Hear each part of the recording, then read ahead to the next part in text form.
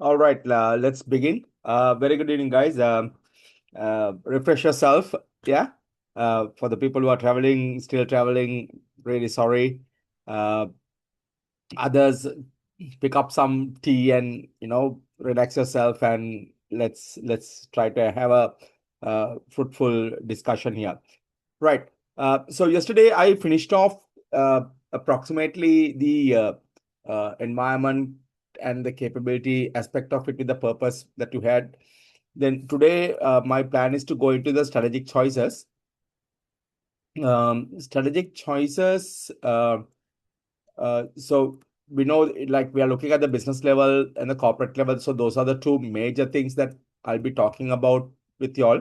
I'm not going to touch international, but my notes would have once I'll have the hand of it. Y'all can have a look at it. But then I don't want to spend your time on that particular element.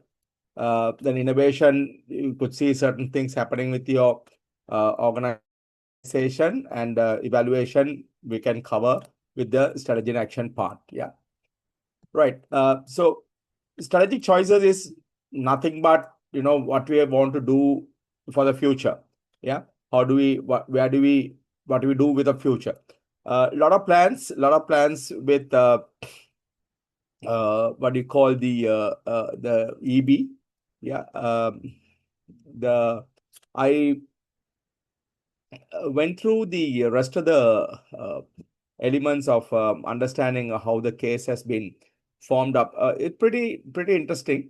The only thing is, like, the one element, the board part of it, that sums up basically where the direction that they want to go off with. So we'll have a chat on that as well, guys. Yeah. Uh, so they are talking about different products over there, different elements as well. So then we could see where they want to move on as well. Yeah. So at both business units, at corporate level, both aspects of it, you could ideally look at the bank on the business unit as the specific products what they have, right? Specific portfolio, the products what they have. You can even think of it, because they are considering each and every of those products as a the profit center kind of a situation. So then probably you can think of those as their business units, or separate products or whatever. um, because at the overall, the corporate level, that's where they want to decide, because each and every product, they are having some certain different strategies on. Yeah, so that's what the case is uh, looking at. The overall perspective, you could see very clearly, there are plenty of non-compliances taking place, and it's been done on a very faster manner, which they are forgetting to cover up the basic regulatory requirements. Yeah, so that's where the entire case is being built on. So we need to look at, like, where do you want to go, what do you want to do. Their mission is to support all. Then their target is middle income urban. Then they are talking about some niche categories as well. They're talking about corporates. They're talking about, so it's a nice acharu. Okay, it's a nice acharu. So you need to sort it out, right? So maximum as possible, they have tried to complicate life, but then you need to break it up into pieces, so that then you will know exactly uh, what are you doing and what they want to do as well. Yeah, right. So I said to ask these fundamental questions, like, the strategic positions would give us the environmental opportunities and threats, the strength and weaknesses. That's fundamental. Like, we are getting, and we got those elements mostly, right? I have added certain things as well, so we will discuss on that particular part. Um, the on your yesterday's discussion, I could see there is a lot of culture knowledge is there, but still I thought of adding something on my the second set of slides with regard to the case itself, so that I can have a discussion on that. So now we need to look at how should the business units compete, on what basis that we are competing, what are the business included in the portfolio, what are the products that we need to keep on with, where should the organization compete internationally, whether you want to do so. I don't think currently that might not be an option. But they're talking about Port City. Three banks have already got it, so there is something brewing over there. So I don't know whether there is, the it's an aspiration or whether it is a reality. Yeah. In the organizations innovating appropriately, whether we are innovating appropriately. So there are plenty of areas where they are discussing on that. Should the organization buy the other companies, ally, or go with it alone? So we could see they are looking at strategic alignment with a fintech company, probably negotiating for 40-60 current, probably 50-50 after a year or two. So maybe that has got some positive vibes. So that's the strategic choices that you are making of it. Then the strategic action, that is the next part. When we come into that, we will chat on that particular area. So on a business level strategy, like you're looking at three major areas, but I'll be covering in detail the first one, that is the base of the competitive strategy. That is what I'll be talking about mostly. Then sustaining the competitive advantage, whether the price based, differentiation based, or strategic lock-in. There is little relevance to the case, so I'm not going to touch upon that. Competition and collaboration, you could see they are trying to collaborate with Combank, so there is some indication on that manner, try to work things out to see whether they could have that, the risk, transferred. Yeah, so that's that kind of a situation. So pretty interesting moves. Yeah, pretty interesting moves in both sides. If you look at the business level strategy, it's right in the middle, sandwiched between the corporate level and the operational level. As I said, like operational level is your day-to-day activities, like how many branches you're going to have, how many people you want to operate in the branches, that going to that nitty-gritty part. Okay, how much cash you should hold. So that is that operational aspect of it, because that comes from the business level. Okay, the business level strategy is driven by the corporate level, so that's how it works, right? So your business strategy is generally called a strategy with that is recognized as a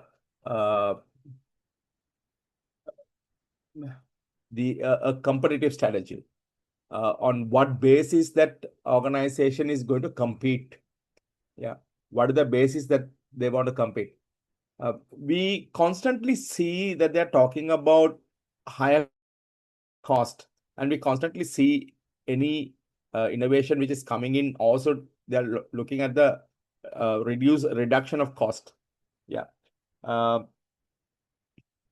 Fintech, neo-banking concept, all these elements would talk about reduction in cost, reduction in operational cost, etc. Right. So are they going to compete on the cost factor, or is it necessary that they should do it? On the other hand, they are still talking about innovative products that would capture, and in certain cases they have even talking about already the bigger banks have taken, yeah, Now I saw a nice word that that is what I also yesterday was trying to see where you locate this bank in the industry. So they're calling a mid-tier bank. Yeah, so that's a right wording, I believe. So probably if they do that on a mid-tier bank, they might be the leaders of implementing the complete tech fintech solutions and neobank solutions and things like that. But then neobank you already have even in Sri Lanka, they are trying in different versions like National Savings Bank as their neo youth or whatever they have, because it's to attract and keep the youth sector in. Yeah, so that's what it is for, right? So Michael Porter talked about uh, fundamentally three strategies, but then it was divided into four. um, your differentiation, cost leadership, uh, focus differentiation, and cost focus. Yeah, so uh, what the organization looking is like whether the customers see your product is unique. Yeah, and whether you're working industry wide or whether you're working on specific segments. uh, Very clearly we could see that these guys now they are thinking of going entire industry wide rather than on very specific segment, although they were talking about you know mid uh, urban mid income people, but then uh, when you read on the case that they touch upon so many different areas now, even they are looking at the rural microfinancing which they are not touched. And with the new partnership what they want to form with, they are talking about people who does not even have the banking facility to go on with. So it's a entire industry wide that they are looking at. Um, I doubt that they want to go on entire overall cost leadership. It might be tough part. So probably they are looking at a differentiation element with the cost leadership element. So now this is where it is called a hybrid model, uh, which is explained clearly better in the this particular model, that is uh, Bauman's clock model. Yeah. So definitely we are not there either. Probably this is the model. This is where we are trying to place ourselves. Try to give on a very good pricing and a high tech, high quality, innovative solutions that we are going to take, rather than totally differentiating ourselves from everybody else. Yeah, because already those elements are there in the industry, right? Um, we are not going to focus on one particular segment of the people. We are talking different products to different people, and we are trying to get whatever the possible area. So now this is where the focus is. I feel that focus is lost because or what you could do is like you concentrate very much on each and every segment with segment specific products to go off with, right? Because they're talking about the corporate, they're talking about uh, rural, they're talking about middle income. So it's a very different perspective. And also they're talking about the credit card uh, and bringing in Kandalama.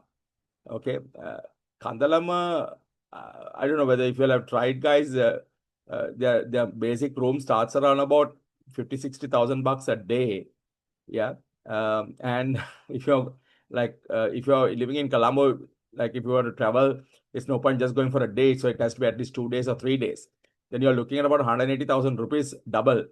Okay, so 180,000 rupees double, like you can probably you save for another trip, and then you can fly out of Colombo, go and stay in another 3 to 4 star hotel somewhere out of Sri Lanka with no visa, different destination. Okay, so it's a I I was a bit surprised when they were talking about, Kandalama to that particular aspect of it, right? They would have gone in for another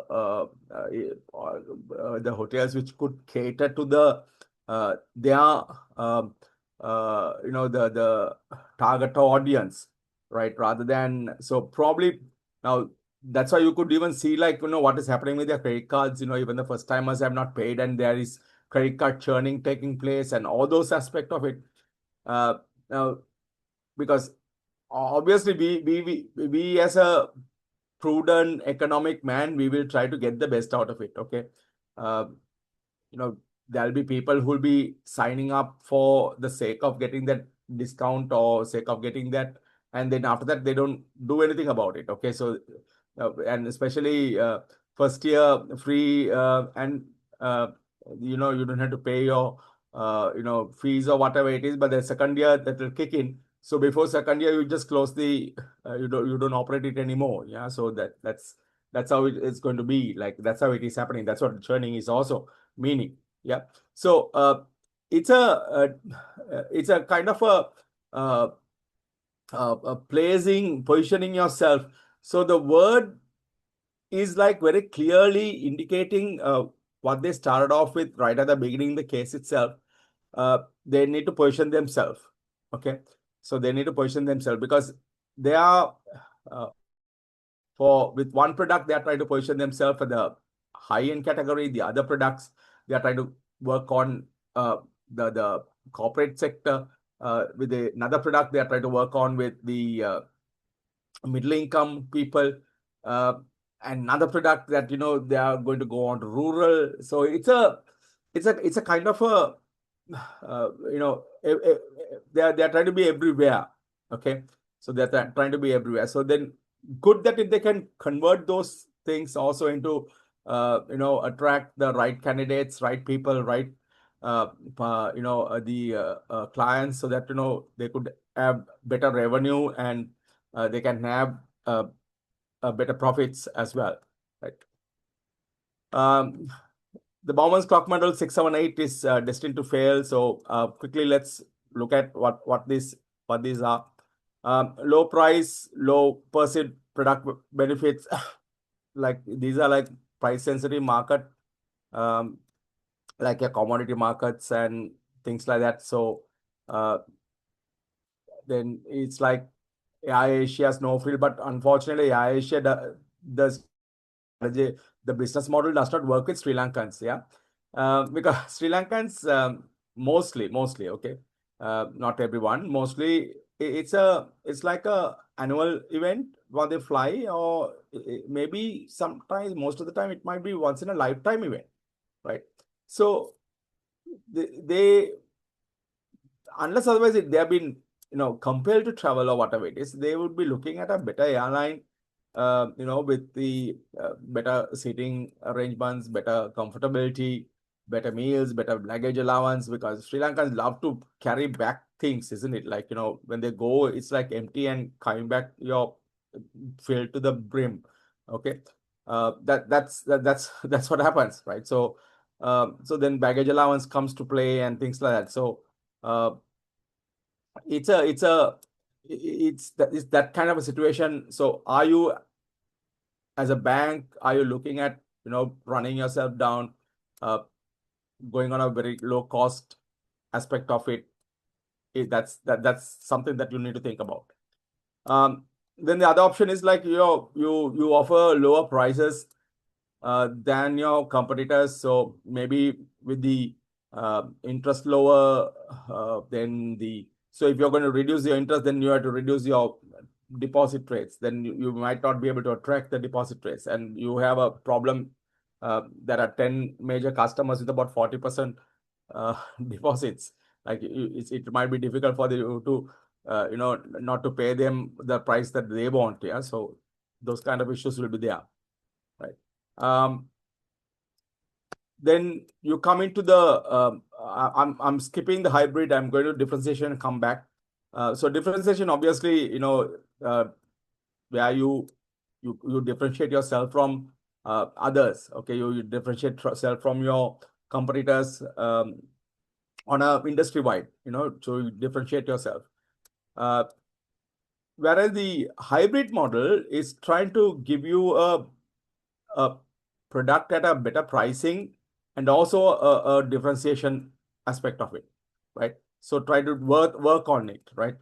So probably if you can achieve greater volumes, greater aspect of it. Now this is where EB would be striving for to go forward, uh, try to get more customer base uh, by attracting them, giving them at a affordable price with the numbers going on. So this is where probably they're trying to place themselves in.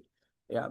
So they have to make a call what they need to work things out, whether they can continuously do it. So it is possible, but the thing is like uh, the uh, Michael Porter didn't like this model. Okay, this model is proposed by Bauman and others, but Michael Porter didn't like this model. Michael Porter, this he said, stuck in the middle cases.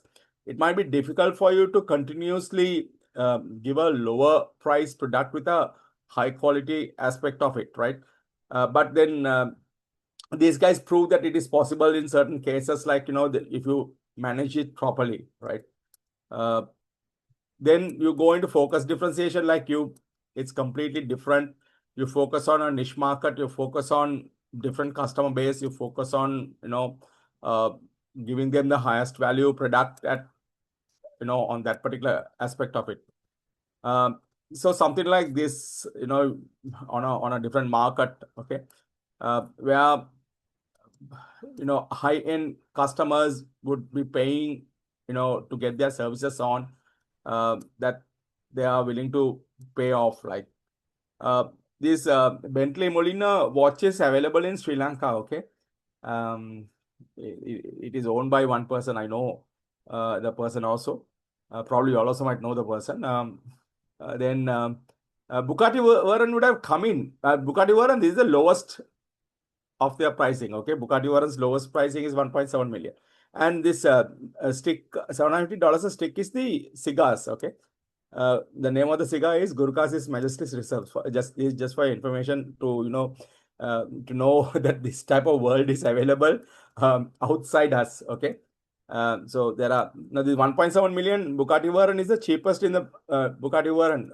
I think it goes up to $12 million or something like that. Yeah, so that's how it's priced in. Right. So I'm going fast, as I said, like so the other three models are high price, no differentiation, high price worse product, same price worse product. So nobody's going to go for it. Everybody. So those are failure models. Okay. So we just went on to the competitive strategy. Basis on competitive strategy, now we'll see the strategic direction and also method of pursuing the strategies. How do we grow as well? So that gets into our corporate level strategies. Okay, so where we grow, that's either we can grow organically, we can do a mergers and acquisition, or we can get into a strategic alliance, right? Organic growth, we have grown. EB has grown organically with 43 branches. From the time they started off with, now they are grown. Yeah, so they have not acquired anything or any other perspectives to work things out. But in between, they have acquired, onto their venture capitalist mode, that they have acquired certain companies, very minimal. So probably they have that kind of a taste as well to work things out. Okay. They have said that they've gone into different areas, like even to bank assurance, but they are not talked much about the bank assurance cases. So just very silent on that particular area and story, right? So they're not added any certain things. So my suggestion, whatever the areas that they have talked about, read through and try and understand the concept of the operational aspect of it. how that operates. So now, say for example, bank assurance, how do they operate it? On what basis? So, yeah. So probably you can check with HNB Assurance, a very a famous product. So just have a look at it. How do they operate? On what basis? Is it same as the other, similar as the the other insurance companies? Probably yes. Yeah. And probably they might, what type of products that they sell, and how do they sell? How do they get the value of it? Like much easier when they have. When they go for leasing, it might be easier. When they even go for a loan, it is easier to get the insurance passed on, that kind of situation that they can, you can look at it. So probably currently these guys are going on an organic development, and now they are thinking of going on a strategic alliance to grow. Okay, for the fintech company, they are looking at a strategic alliance to grow. So that is where currently they are starting off with. The next one, we said the direction part. So we are using the Hands-off matrix to work on the direction. I'm sure EB would have pushed themselves more to get more clients, more customers to improve on, right? So that's a market penetration. You're giving the new same product to the same market to operate, and you try to push them off. That's one. Then you have the market extension. You try to take the existing product to a newer market segment. It doesn't have to be a geographical location. It can be a different market segment also, right? So if you have been promoting microfinancing in rural areas, you could even promote microfinance in the urban areas. Okay, so even in the urban areas, there are so many small and medium enterprises are there. So you would have pushed those sales onto that particular area as well. So if you have been comfortably, if you have done that on the what do you call, on the rural aspect of it, so you can bring those product, uh, try to work on the urban aspect where you feel that you have more strength, right? So that's your market extension, the same product. Then you're looking at the product development.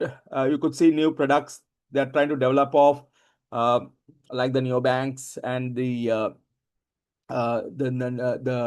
in the mobile based banking, which to attract the present generation, the youth generation, as well as the people who does not have proper banking access. So that's something very very interesting to work things out. Then diversification, obviously you can see they have used that word diversification. They have taken a new product into new market. They have gone at the early stages. They have worked on it. From the traditional products, they have more diversified themselves and have gone on wealth management and things like that. So they have done their diversification as well. So these guys are being in different areas at different times for the growth. So obviously these are ways that you can get your numbers. Okay, how the things that you can do to get your numbers on, right? How much I can get from product development, how much I get from market development, how much I can go for market penetration, how much I can work out with diversification. So depending on my target, how much I want to achieve, my objective, then I can decide through the direction which I want to operate. So I could give the strategic direction to my, the products what I have. Okay, this is how you're going to achieve your target, right?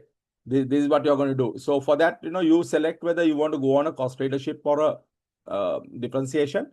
But here you do a market penetration, or here you do a product development.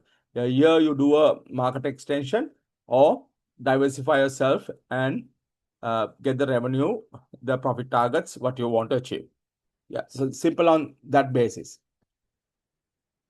As I said, sell more in the existing market, achieve higher market share in the existing products in the new markets, sell new products in the existing market, and also sell new products in the new markets to go off with. So guys, don't complicate yourself by thinking, oh, they're talking about new market. We are only operating in Sri Lanka, so how can we go to the new market? So new market doesn't have to be a geographical location. It can be a different segment, yeah, different market segment. So now, say for example, for example, if you're looking at the market development, like what I, the uh, uh, if you look at the products like Nestamalt, Viva, Horlicks, Marmite. Now, traditionally, the market for those products were the sick market. Yeah, the people who are sick, who are having fever, who can't eat, their rice and whatever. So they get a cup of Nestamalt or a cup of Horlicks or whatever it is, so that they can have their nutrition's requirement. They can fulfill with that. So that's how it worked. And especially it was for the elderly people. Okay. But what happened was, like, when people lifestyle changes and people realize that diabetics is an issue, and these products contain high content of sugar, because it is for energy. Okay, it is for energy, high content of sugar, so they avoided it. So then these companies didn't keep quiet. Okay, so then they came out strategically. They came out and they promoted themselves by talking about, not on the same market, they were looking at a new market segment, which is the younger generation like y'all. Okay, hopefully, yeah, y'all are young, right?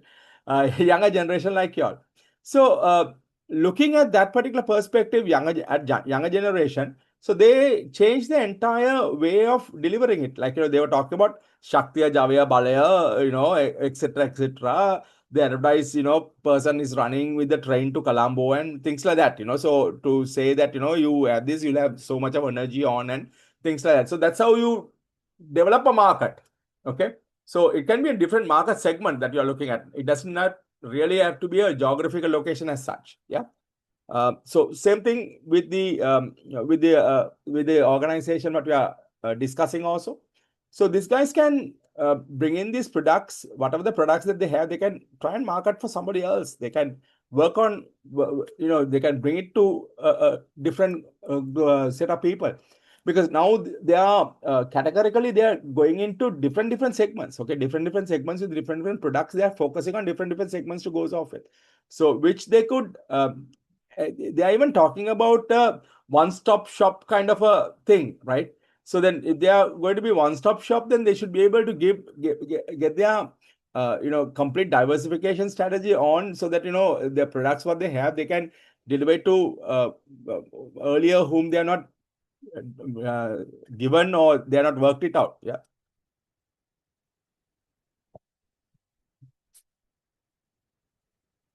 right. The You could see the risk increases when you do a product development, then, because the higher the risk, right? So market extension or market development is one of the lowest risk is the market penetration, right? Then the risk increases. Next is like market extension or market development. Then increasing the risk of the next highest risk is come through the product development. Then obviously the biggest risk comes from diversification. Uh, but you could see the EB has managed it. Okay. EB has managed it, and you could see there's a 2% growth in the wealth management returns as well. So that is something commendable on that side. They have managed their diversification strategy to a greater extent, right? So you can plot, I believe you can think of plotting the type of products what they have into certain slots to identify what those products are, right? Where they stand. Right. Okay. So this option aspect of it. Now we went on rationalization, product development or market development, diversification, and also we finished off the method of pursuing the strategies, how you grow, right? So that's your strategic option to go off with. Another important aspect, now this is where it will help you to plot your products, what these guys have. So sit and work it out, guys. Okay, sit and work it out. Each and every product these guys are talking about in the case. They are traditional products. They are the other new products. Where do these products be, right? With the industry growth and the relative market share, where they are. Is there any stars involvement, right? Stars in the sense like the industry is growing and they also capturing a fairly decent market share, right? So then they need to keep it on, right? Um, they have a product, but that product is not growing fast enough. Although the product in a market where the market is growing faster, right? So then is a question mark. You could have dogs where now probably you might have to you know kick it out, okay? But then you need to be careful if the before kicking the dog out, you should see whether the dog has any relationship with the star products, right? Like what you have it in the Nestle's.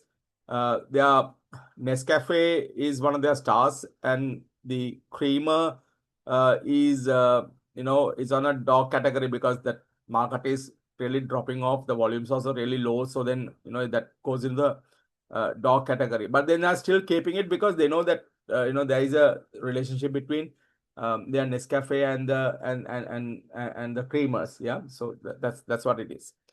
And the cash cows, like what a product or products gives you returns without pushing it too hard.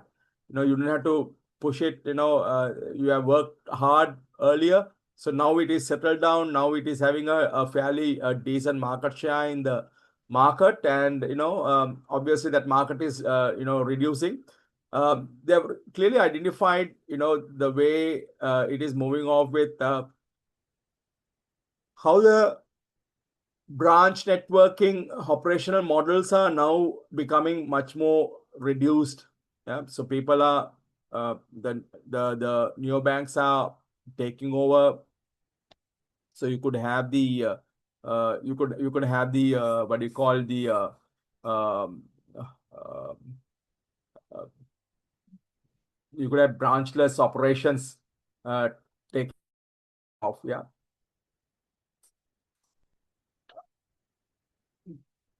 Okay, let me quickly take some questions. What is online with regard to this? Otherwise, I might forget.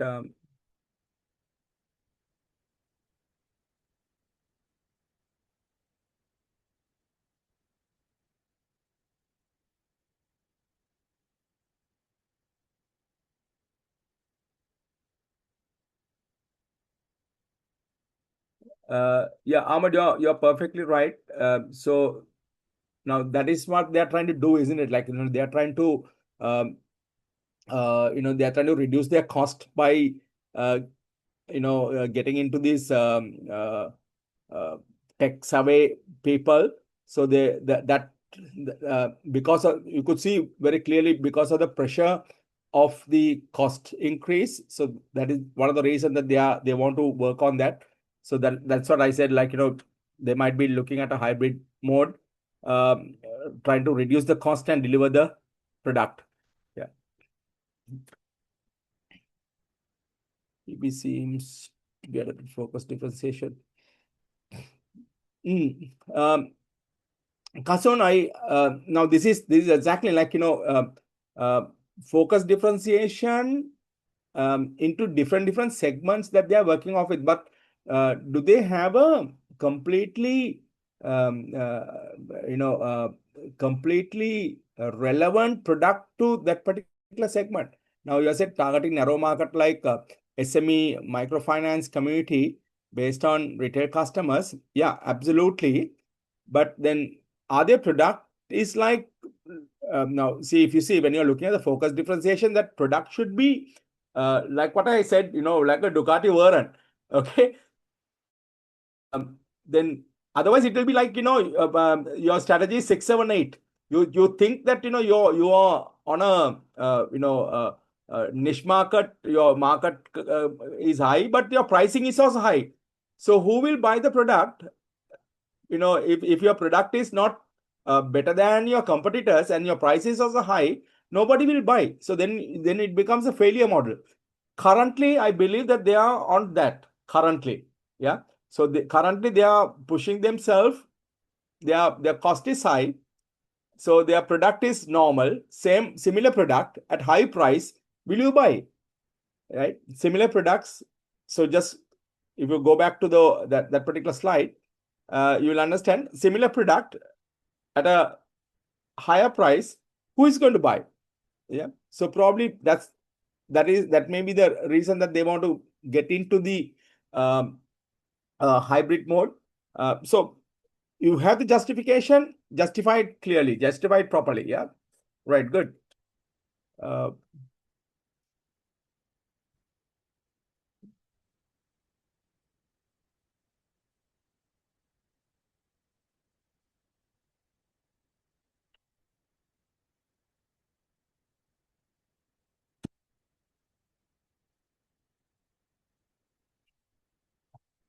Siraj, that I let me go back to that particular slide again. Then probably you will understand. Okay. Your both of you are on the same wavelength. Let me go back to the slide again. Then probably you will understand a little bit more. Right.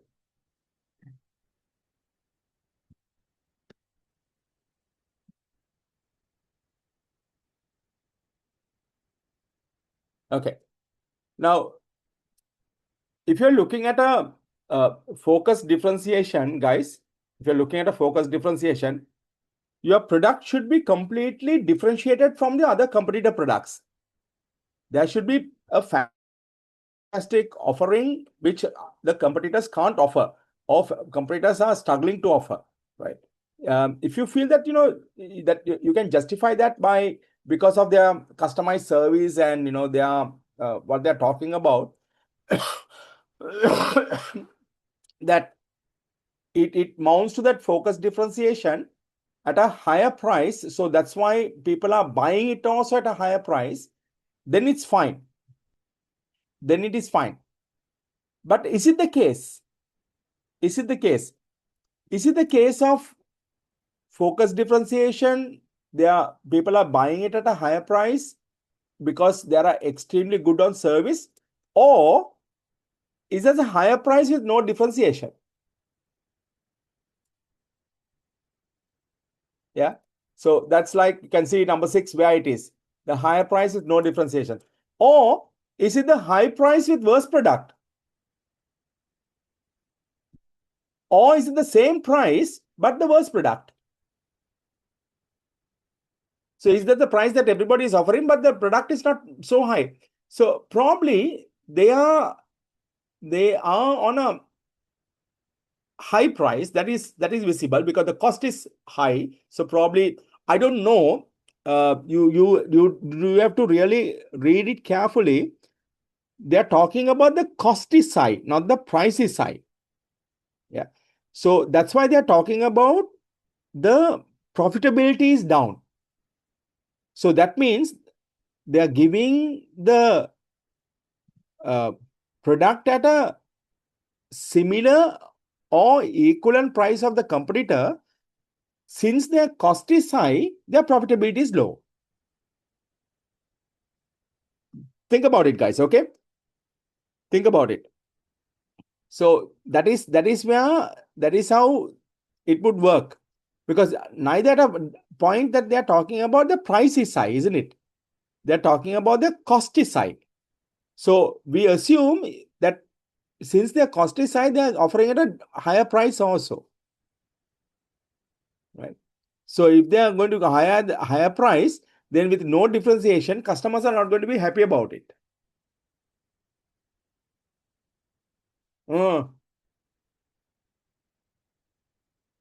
Uh, how long you will be loyal customers? I'm a very loyal customer for Levi's. Okay, I'm a very loyal customer for Levi's. Uh, but in recent times, I don't chase because I have enough jeans of Levi's, so then I have no issues. But then in recent times, even I have the opportunity to buy Levi's, I don't buy Levi's because it has become so expensive. Okay, so I'm a loyal customer, right? But I no more supporting them. Yeah, absolute trust. I have absolute trust on the product. I have fantastic 501s, which I think it's very rarely available in the market. Not these fake ones, made in USA ones. Absolutely, but then that is how it is. Yeah, no, I agree with you. I agree with you. There is no second question. I agree with you.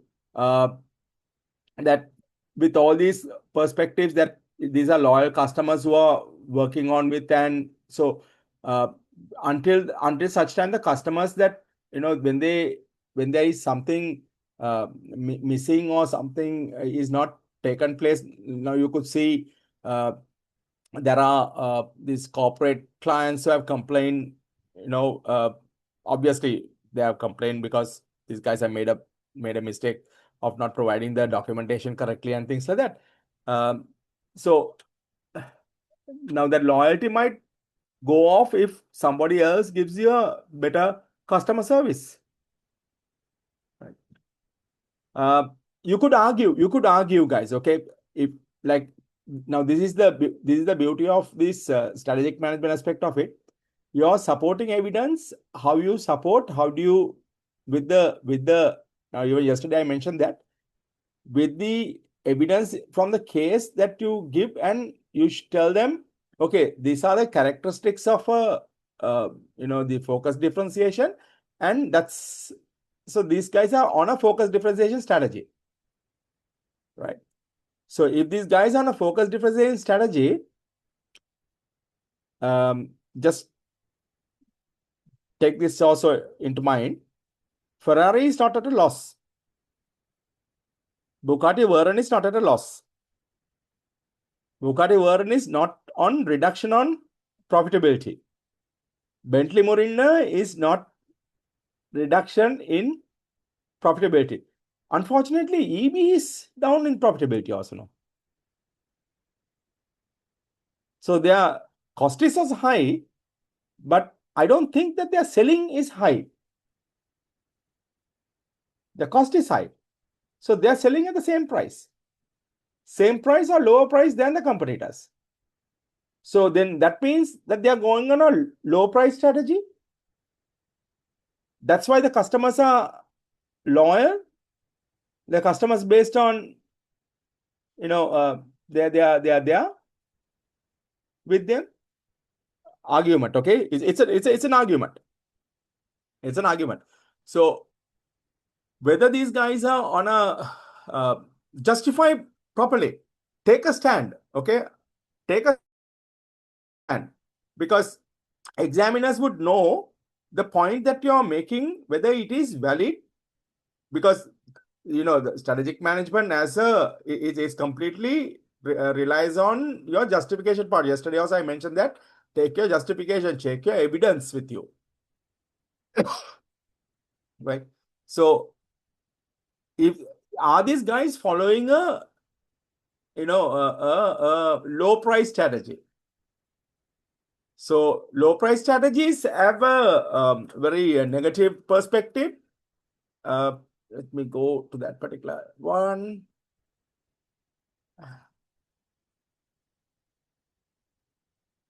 Yeah, you can see the pitfalls on the low price. You can see the pitfalls on the low price. Margin reduction, inability to reinvest, risk of price war.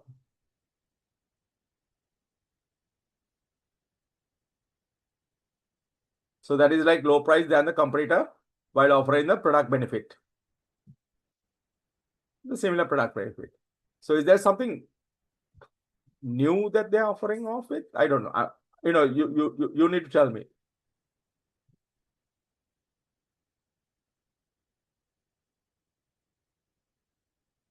Indicating that they are more into high service provider. Uh,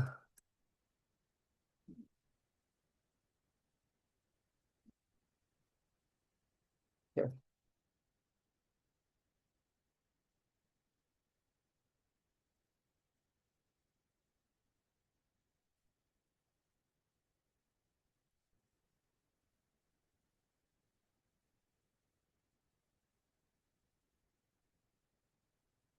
I missed out. Hang on, I'm just searching.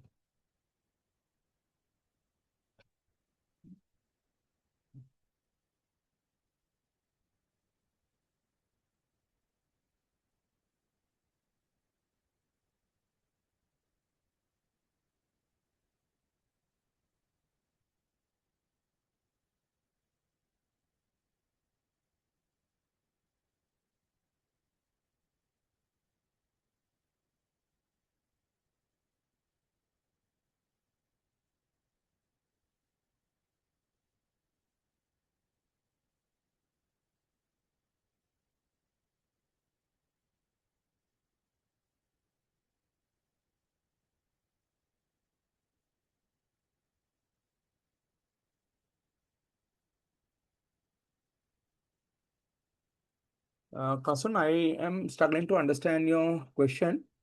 Corporate level strategy for EB, sets growth capital,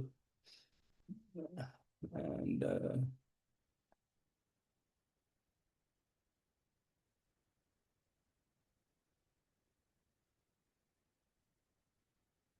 oh, you're looking, okay. Corporate level, EB sets growth capital. Yeah, okay. And ESG um, direction, the business level strategy pursue growth in SME, microfinance, and digital banking. Function level strategy, controlling risk and compliance. Yeah, yeah, can be considered that way. Yeah, can be considered that way.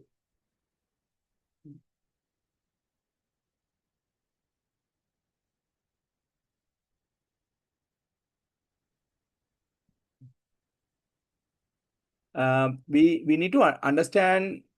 Uh, I'm not going to say no for your comments simply because if you can justify and tell me whether these guys are going on, if you're looking at a differentiation strategy, focus differentiation, you need to tell me whether these guys are that satisfies the characteristics of focus differentiation. Yeah. For me, they are not, to be very honest. Yeah. So probably they are struggling now because either they are, because focus differentiation guys, like for example, Ferraris, okay? If you take the automobile industry, focus differentiation, Ferrari or Lamborghini or Aston Martin or, uh, Ducati or whatever, right? So now those vehicles, those companies don't lose. Those companies don't reduce the prices. They sell it at a very high price. They sell it at a very high price, very high quality products. Now, if you're trying to do something like, let's say, where do I come? Okay, look at Honda. Okay, look at Honda. Honda, where do you place them? Do you place them on a cost focus or differentiation? Your Citroen, cost focus or differentiation? Volkswagen, cost focus or differentiation? I'm going to put on differentiation, I'm going to put Mercedes, BMW, Audi, Lexus. That's a differentiation category, okay? On my cost leadership, I'm going to put Nissan and Toyota. I'm going to put cost focus strategy on a smaller segment, Tata Nanos, Marutis, yeah. And my focus differentiation, I'm going to talk about the brands what I said, your Aston Martin, your Ferraris, your Bugattis, that's that category. Where do you place Honda? Where do you place Citroen? Where do you place Volkswagen? Are you going to put them on the cost leadership or are you going to put them on BMW, Mercedes category? Or are you going to put them in the middle somewhere? That's where this, they have a differentiation style, but then the pricing is a little bit higher than the cost leadership, but then there's a huge gap between the differentiation products. People make profit if they sell it at the market price and achieve a very low cost. Then they make a huge profit. That's what the cost leadership model is. Cost leadership model is they sell it at the market price, but their cost is very much lower, so they have a better margin. Your cost, focus differentiation model is huge margin, very high quality product, and serves on the niche market. Huge margin, big margins. And people don't even ask how much the price is. So if you're going to sell it at a high margin, high product, then we are talking about, in the case, profitability less, impact on profitability, shrinking profits. Everywhere, that is what we see. So for the solution, what they want to see, they are talking about that to give that solution, let's go and do this digitization, which will give us a lower cost. Correct me if I'm wrong, guys, okay? So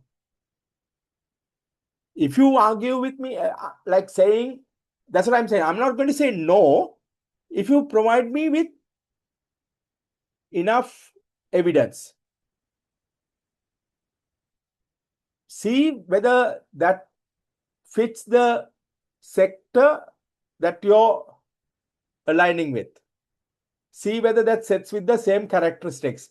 Then you can say, hey, I'm saying this, it's because of this. Then fine. Examiners are not going to mark you wrong. Believe me, guys, okay? They're not going to mark you wrong.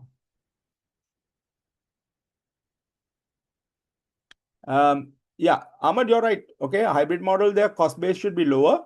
Here they have compressed. Yeah, absolutely right. So that is what I'm saying. They are trying to go into that. They are trying to go into that with the models. Probably that is the model that they want to follow now.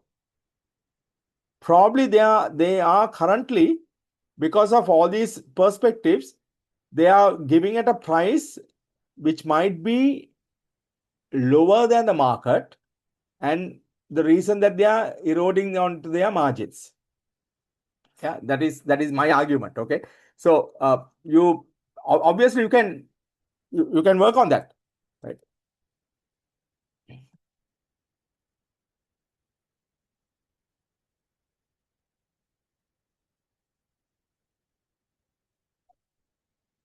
Yes, tech savvy customers can be identified as market development, obviously, right? Obviously, that's right. Loyal customer base, that's yeah, they may fall. Yeah, they may fall into 6 or 7. So think, that's what I'm saying. This is a pretty open area. Okay, this is absolutely open area. So your justification must be correct. Your justification why I'm saying that these people are into this particular category, because of A, because of B, because of C, because of D. That is my justification. So if my justification is right, no marker is going to mark you wrong. Yeah, no marker is, knowing the marking schemes on the previous ones, no marker is going to mark you wrong if your justification is right. Yeah, so that's how it works.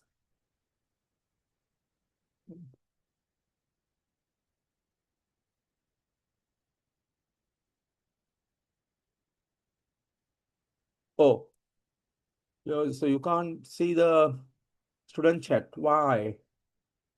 Uh,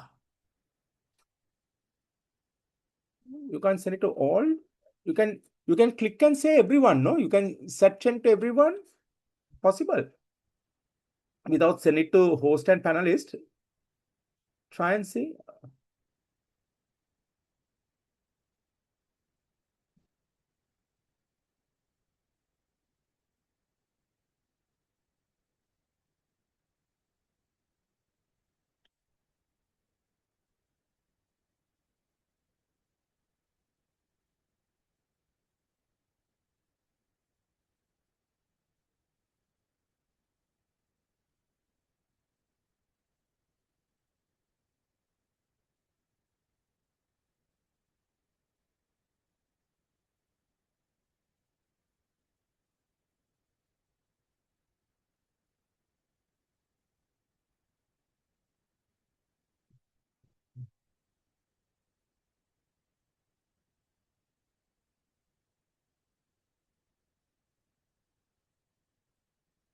So probably they'd have blocked it on that way. Oh.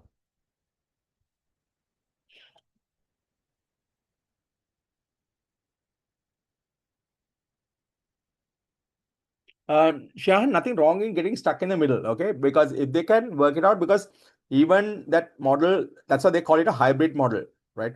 Michael Porter identified as a stuck in the middle case, but then the Bauman identified as a hybrid model, which they try to give it at the lower cost and the high quality uh, products. So that's something you, so that like with the differentiation that you can make it off. Yeah. So now this is what they are trying to achieve. The thing is, now this has become a necessity also. Whatever the contract that they are going to go in, it has become a necessity. Now it is no more a competitive advantage that they are going to get it, because already there are the bigger companies have bigger firms, bigger organizations have already gone in, right? So they are there already, right? So it's timely thing that they should do. So that might be better. You could see uh, the branch where they closed down, it's like, people coming in have reduced by 58% and things like that. Now that's because of the accessibility, like, um, even your guys, uh, I used to have this in the CA auditorium, okay, packed auditorium. So I get fantastic questions. Some get up and ask, some throw me with the small note sheets and things like that to work things out. So that would have been uh, by this time it will be like a big commotion happening over there. That is the best part. Okay, because I encourage that. Now even y'all are not, y'all are finding it difficult now because y'all got so comfortable with this work from home and the things like that, so that the technology is helping you to do that. Now that is what they're expecting with their clients also, so they don't have to visit the bank, they can do everything while online. Yeah, so then that is giving them an added feature, added aspect of it, so that they can get the best out of it, right? So that is where it is.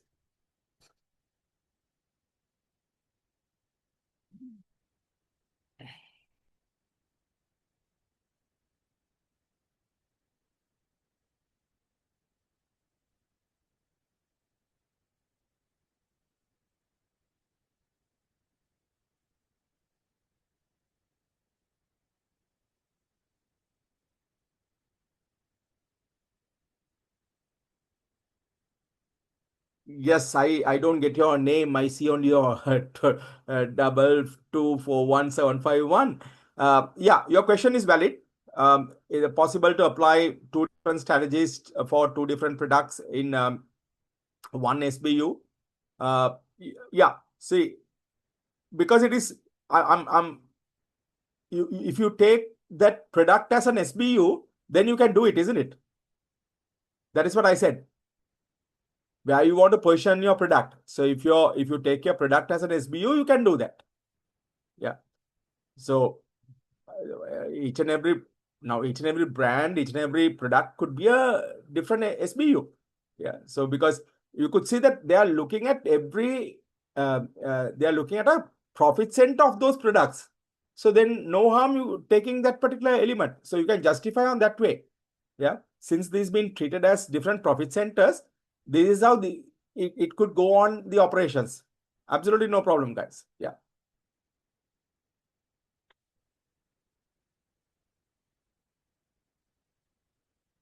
Everything.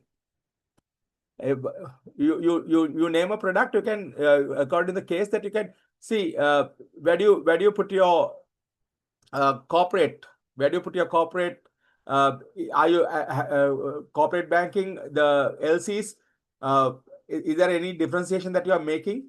Any Have you made any differentiation than others? Only differentiation I see is, like, they are trying to override the legal requirement. So which is not possible. Okay, not possible at all. They can't do that, right? So and the second case I see that they don't have that the technology fulfilling the requirement, right? So the organization don't have the technology fulfilling the requirement. So if the organization don't have the fulfilling the requirement, then where do you put yourself in? Yeah, you're not ready to operate in that particular category, right? So you could justify and give where you actually want to operate. You where you want to uh, work things out. So good, good.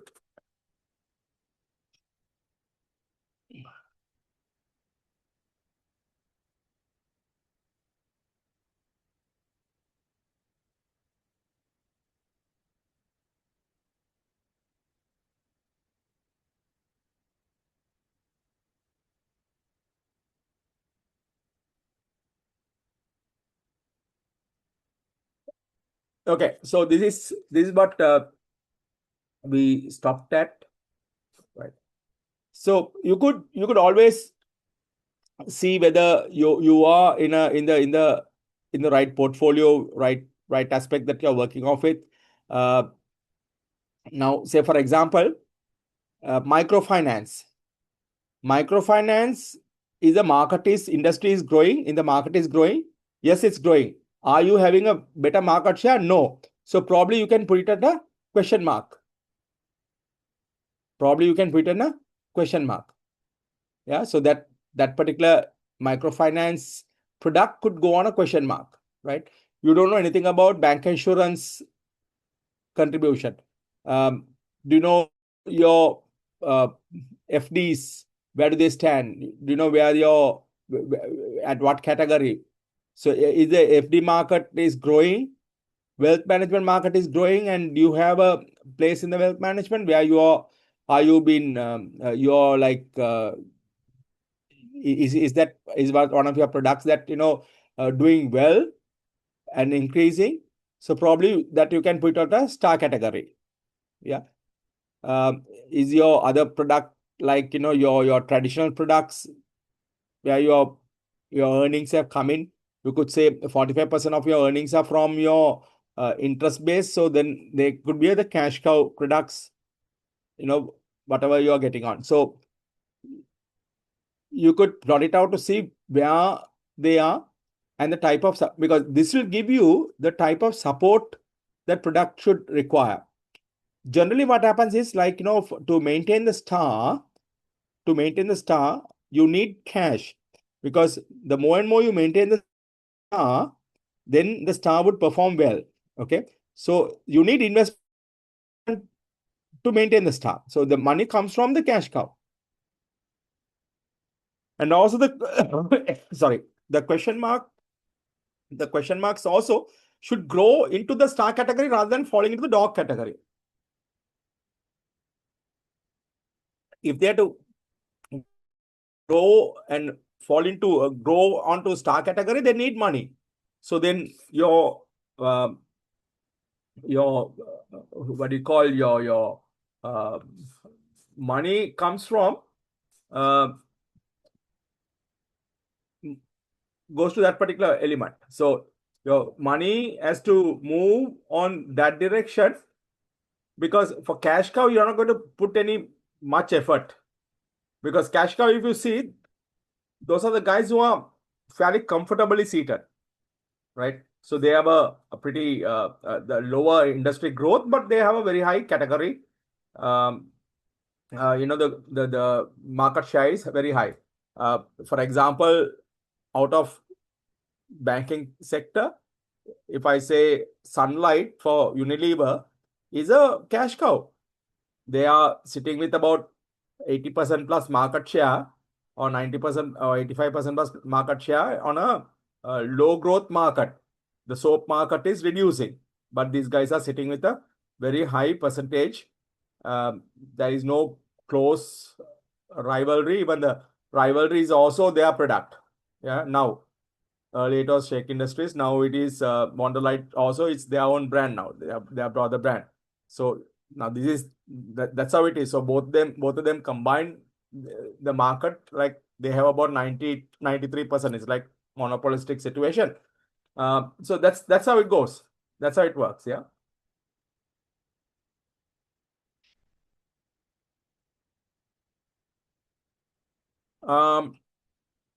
Sustainability related lending, if there is growing, wealth management, if the market share is the market is growing, and you also sit in a pretty good position. If bank assurance is also growing and you also sit in a very good position, probably you can categorize as stars. So that's what I said. Anything that you do, you need to justify. You don't give the what do you call the motherhood statements, right? Don't justify without uh, valid evidence. Don't justify. Don't go to justify, right? Don't go to justify.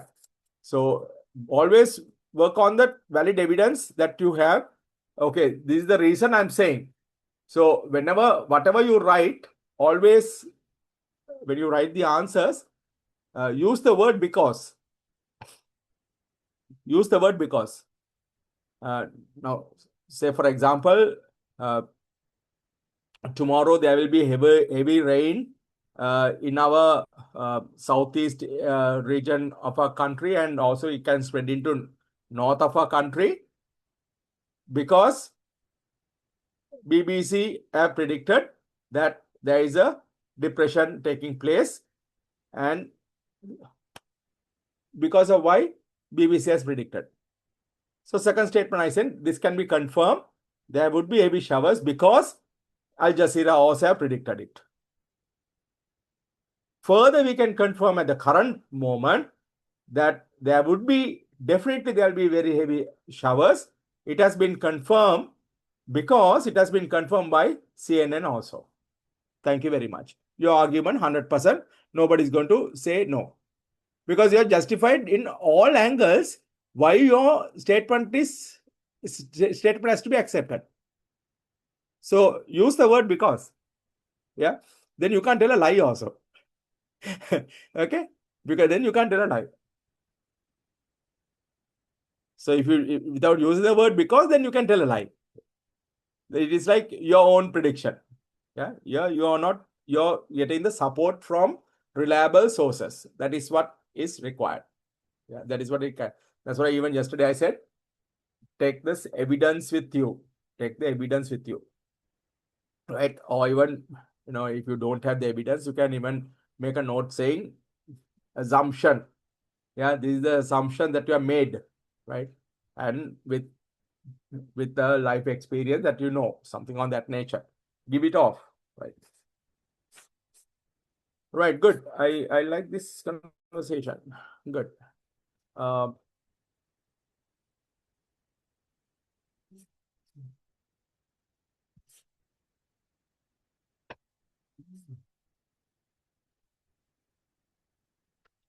Right, so suitability, acceptability, feasibility. I'm trying to erase this off.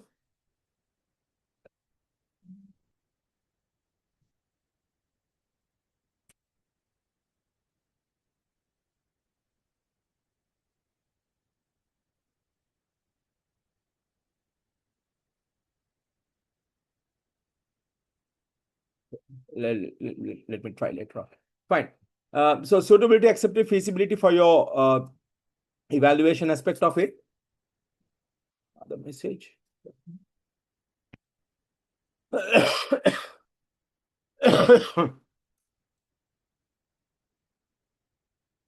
So when you start off, does the chosen strategy respond adequately to the key strategic issues arising in the external environment, exploit strategic capabilities, and correspond with the stakeholder expectation?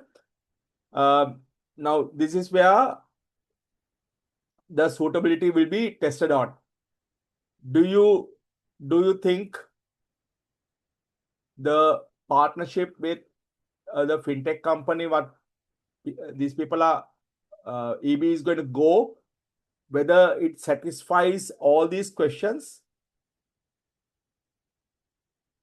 Do you think that it satisfies all these questions? If it is yes, then please go ahead. Yeah. So now, unfortunately, when you say exploit strategic capabilities, whatever the capabilities that they have, since they don't have that capability only, they're going with somebody else who has that capability. Yeah. Is it the strategic issue arising from the external environment? People have already moved into digital banking, digitalization. There is challenge from the neobanks and fintech companies. There is the stakeholders are expecting better returns. If you agree, yes, that is how it works. Yeah.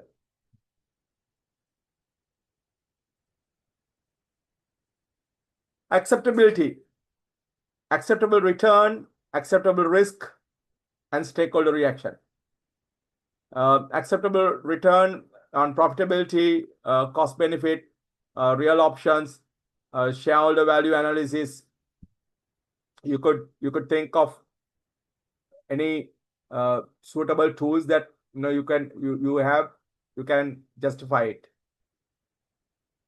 You can look at the financial risks, the ratios, the sensitive analysis, what if analysis. Yeah.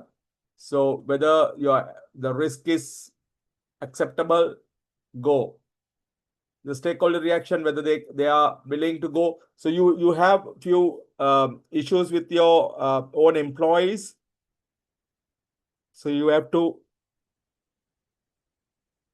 align them. Probably you have to train them, you have to make them. There are a lot of recommendations within the case itself, what need to be done.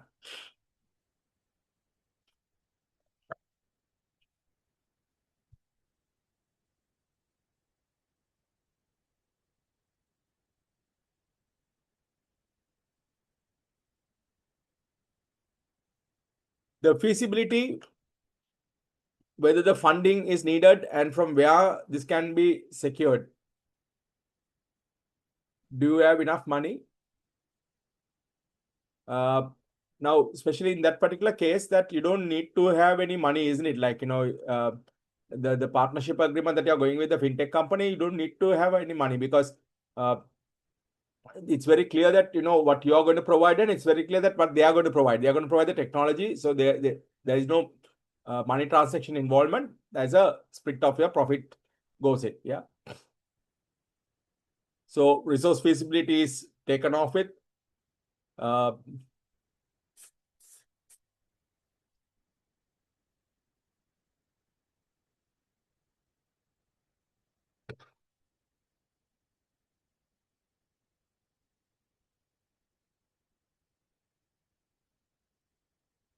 So is it possible within the existing structure and with existing processes?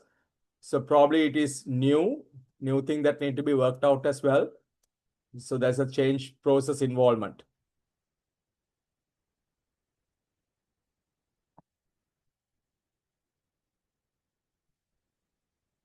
So strategy in action,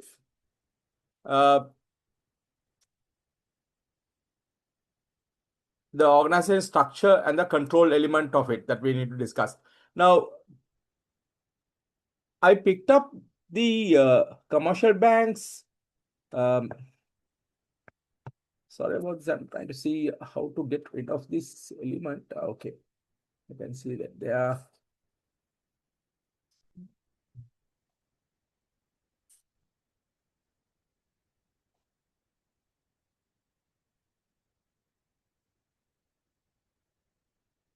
So I got the commercial bank structure.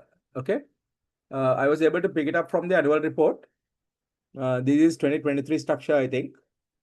There was slight changes from 2022 structure, 2021 structure also. They had the DGM operations. Bangladesh was there. Here, I don't see that. Probably they would have amalgamated with, maybe with detailed banking or marketing or whatever it is, they would have amalgamated it. But you could see where the CEO, there's a COO position, the board of directors, there are board committees which reports to. So even with EB, there are committees, isn't it? Like, then there's a CEO. There's no deputy CEO. So probably the COO would be our deputy CEO. And they have these DGMs. We have the GMs and we have AGMs. So they have, you can see the numbers because of their operations, I believe. So do you see a structural issue in our setup? Then you might have to change. Yeah, so probably a recommendation might have to go with that.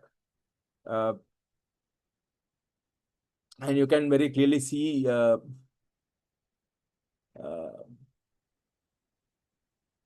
the AGM compliance.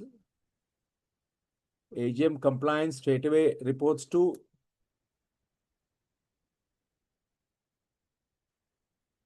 the chairman. Yeah, sorry. Company secretary reports to chairman. AGM compliance report to the board risk management committee, including the chief risk officer and also DGM audit. They have a,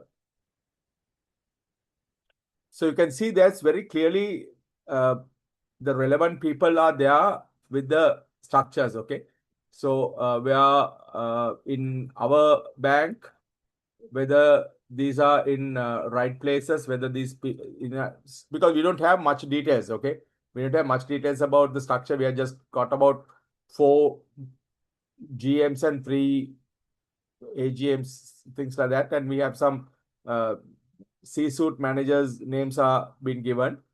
So that's about it. So those 4, I don't know whether those are the AGMs or whatever it is. Still, we don't have the very clear indication on that manner. So probably on the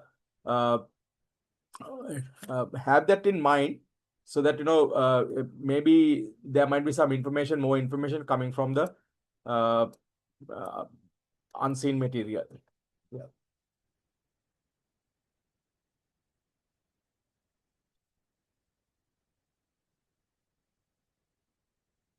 This is the previous year. You can see here, you can see AGM CEO Bangladesh operation. So that is also there, like, that's visible over there.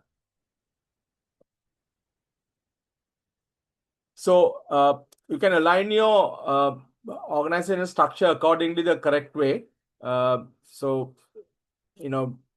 there are other functional structure, multidivisional structure. So we know how does a bank structure works. So whether that is fitting into whether the EB structure is fitting into that, or whether it is something very different. As yesterday, someone very clearly identified by saying the risk manager reports to CEO. Obviously, that is possible because even here, if you see the risk guys are they have a dotted line. You can see chief risk officers. They have a dotted line over there. Okay, with the CEO, right? So that is also possible, right? So that is absolutely acceptable as well. So, but then they have to report to that committee, okay, the risk committee. So there are board of committees which we also have, so that they have to work on that particular manner. This is what somewhat very similar to the banking model that we saw. There are certain central services are common, and there are other product based or divisional based or whatever it is, they are there. So I'm just giving you some idea of different types of structures to go over with. This is a kind of a matrix structure, which takes place in a new product when they have products coming in from various places, various regions or whatever. So ideally, MNCs operate on this manner as well, apart from their normal course of work. Now, managing change is the other element. where you're looking at change it has to be planned. Okay, it has to be planned, and you know, because new opportunities, we see why we have to change. There is new opportunities coming up, new value adding activities. Yeah, that is the reason that we need to change. Confirming its behavior to societal and ethical pressures. These are the reasons, and absolutely you can see why we have to change as well, right? Um, so strategy, context, inertia to resistance, people would resist. Now it is taking place. And it's very clear, isn't it? Like, there is a huge rift between, the Ranmali and Udesh. There is a very clear rift. Okay. So whatever Ranmali proposes, Udesh has something to say. And now Ruvini also now supporting Ranmali in every case. Okay. So it's like a gender biasness also taking place. I don't know. Right. And that is why they are said about that gender equality. That's one of the, sustainable development goals. So that is also something that, you can keep in your mind, right? And of course, leadership matters. The alteration of the organization structure, technology, uh, or people, it can be anything. Okay, it can be anything. So you can have a structure, you can have a technology, you can have people. Now tell me, guys, in our case, all three need to be done. Agree? We are everywhere you see there is a technology issue, outdated, old, cannot do this, cannot do that. The integration cannot proceed because of the old data. We have a people issue. They are a bit worried about their jobs. They are worried about the change. They're worried about what is happening around. There is a authority relationship coordinating mechanisms. So there's a structural issue. So all three categories might have to change. Yeah, all three. So that means you're looking for a strategic change. It is not one. It is an organization-wide huge change that it is required now. So now you could see the rift. That's why the rift is taking place. Okay. And yesterday you are talking about the strategic drift, and obviously, uh, we are running in the same place. Okay, we are running in the same place. So there's a flux. That's what they call it, flux, FLUX. Yeah. So the ideal characteristics of flux is happening in the organization. Finger pointing, blaming each other, not taking responsibilities. The strategies are repeated, or they are not on the sequence, they are not working. So that's a flux stage, right? Now that is because you have drifted so much, and now you're in that stage of flux. Yeah, finger pointing. So during that flux stage, generally what happens, people leave the organization. Yeah, people leave the organization. So this is might be and examiners are very smart. So since everybody expects somebody to leave, they might say, no, everything is settled, and chairman flew down and all settled down, everything under control. Yeah. So they might change it separately also. Okay. So, but possibilities. Yeah. That's what I said. Work on the options, work on the possibilities, what could happen, right? Rather than going with just one stuck framework. No, that's not going to work. Yeah. Work out with your SWOT, whatever the areas that you can work it out, work it out.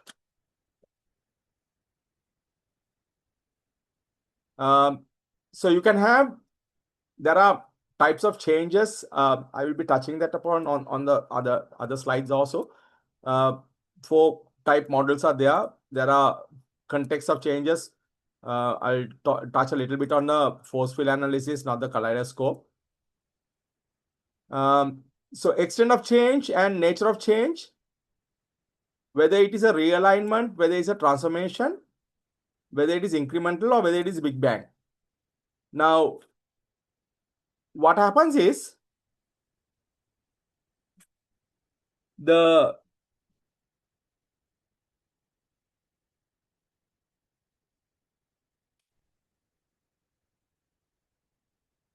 Udesh is looking at incremental.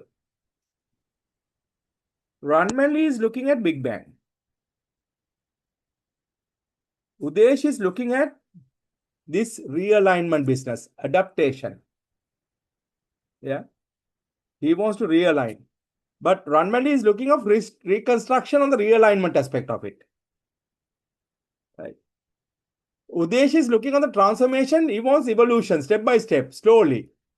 Whereas Rangmali is looking at revolution. So now this is the exact situation the conflict is taking place.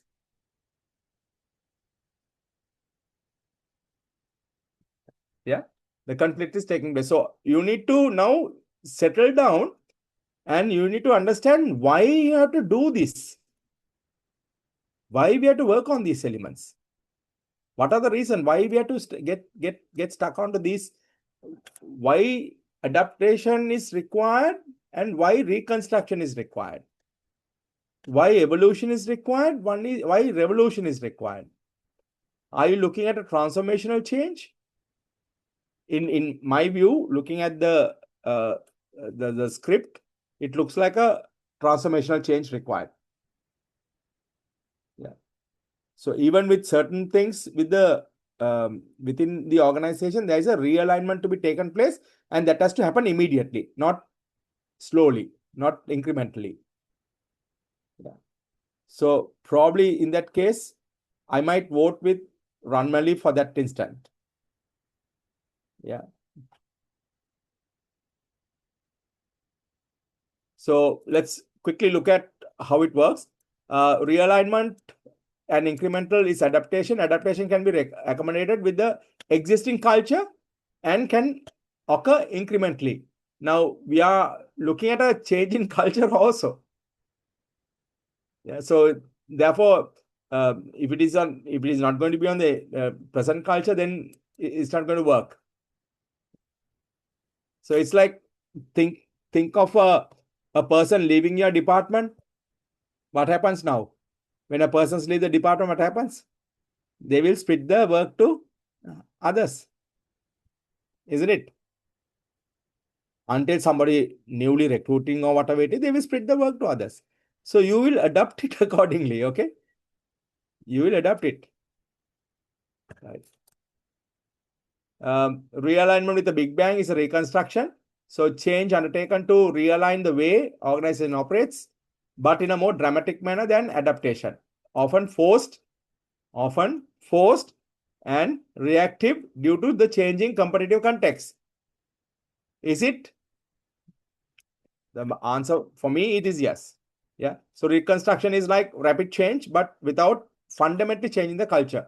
So within the system itself, you might have to change. So if you don't want to change certain things, you might have to do a reconstruction. Now think of moving manufacturing plants from 2 locations to 1. Think of you closed down one particular branch and then you moved all the staff to other different branches. That's a reconstruction that has to be done. Yeah, that is because of the competitive context. You saw that branch is making a loss, although they have been operating for last 22 years or whatever it is in that particular location. Right. So all those people who have been working, they have been reallocated for different other branches. So that you can't say, today one officer go to this branch, tomorrow we will see, next month we will take that officer and move to other branch. No, you can't do that, isn't it? The change has to be taken place immediately. Transformation and incremental becomes evolution. So transformational change implemented gradually through different stages and interrelated initiatives, likely to be planned, proactive change undertaken in response of anticipation of need for the future change. Anticipation of need for the future change. Now you're on a more of a reactive style, okay? Now that anticipation of the future change is not there. So like cultural change is required, but this can be accomplished over time. Unfortunately, in this particular case, the evidence for me is not enough. Ways of working or well-established long service workforce. Ideal, because you have some fantastic workers. So probably you can look into what evolutionary change. You can look into evolutionary change where you don't hurt people, or you don't try and build their trust and confidence, because you know that they are experienced, versatile staff, and there is evidence that people are leaving. So probably might take a evolutionary change.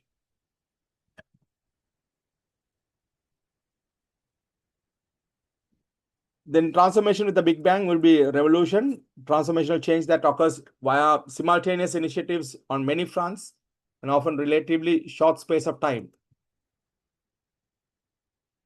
Fundamental change, both strategy and culture. So organizational structures, process, and people also require new knowledge, skills, and technologies. Those characteristics fits on very well with EB, isn't it?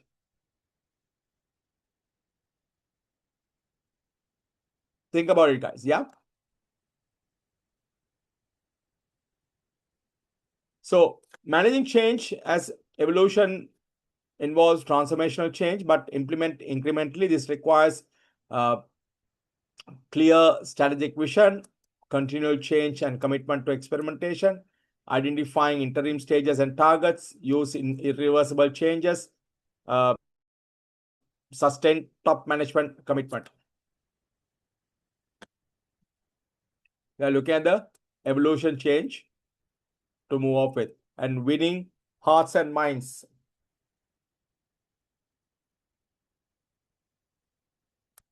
So then the next one is managing the revolutionary change. Once again, clear strategic direction, combining rational and symbolic levers, multiple style of change management, working with aspects of existing culture, monitoring change, and etc. Now, guys, now this is where we were looking at that Ranmali's quick change, where they didn't have a clear direction. So probably Ranmali also have to make a move if she's going to do the appropriate changes, that she should clearly articulate and speak about the clear strategic direction, what they want to do. Yeah. So context of change, change kaleidoscope. I'm going to skip this, but then, you could change it accordingly, yeah, into different perspectives. The force field analysis, the details of that is this is available, on my slides coming up. So read through with that. The force field analysis is something that where you look at the drivers which are pushing the change to take place, and drivers which are resisting the change, right? So then all what you have to do is, if you want to move from current state to the desired state, you must have the forces driving the change, the force must be much stronger than the forces resisting the change. Yeah. So you might have to reduce the power of the forces resisting the change and increase the power of forces driving the change. Yeah. So then you must identify what are the forces. Then accordingly work.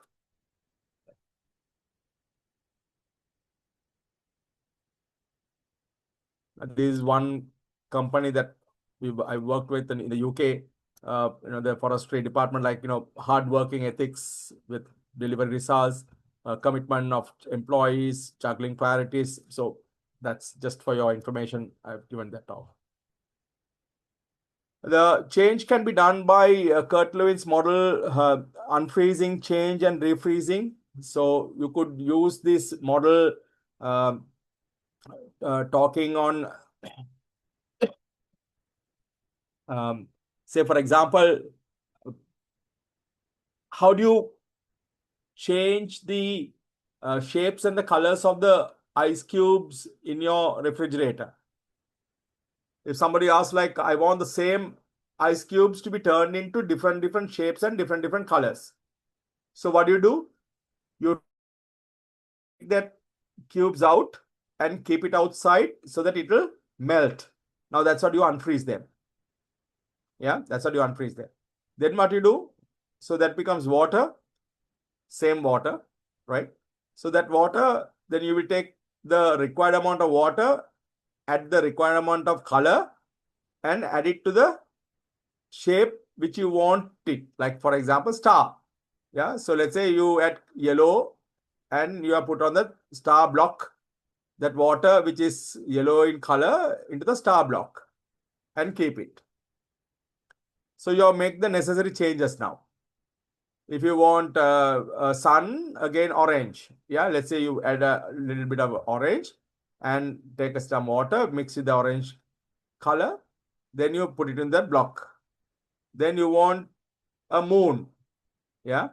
Then you want a tree or whatever, right? So then you use in the same water. So you're not changing the people, okay? You're using the same people. Now you have unfroze them and you're making the necessary changes. Then you refreeze them back. What do you do with those blocks that you have made new? You put them back on the freezer. Same thing with the organization. You reinforce those practices, what you have taught them, what you have asked them to do, you reinforce those practices. Yeah.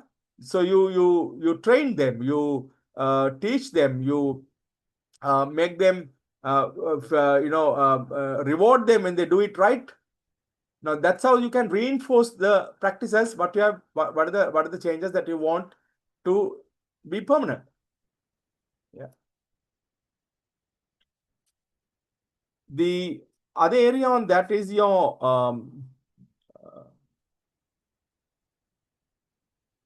yeah, correct, Delhi, correct.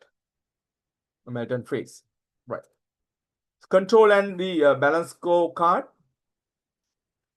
Uh, so monitoring the activities and ensure that they have been accomplished as planned, and correcting any significant deviation.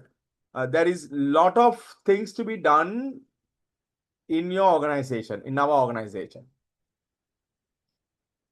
Now, monitoring activities, it has to be no political interference. When I say political interference, even the executive directors have, non-executive directors have commented that, the power should not be reinforced here. Yeah.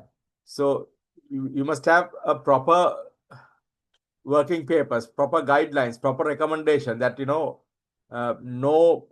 one should interfere with the governance aspect of it. No one should be interfering with the standard aligned process requirements.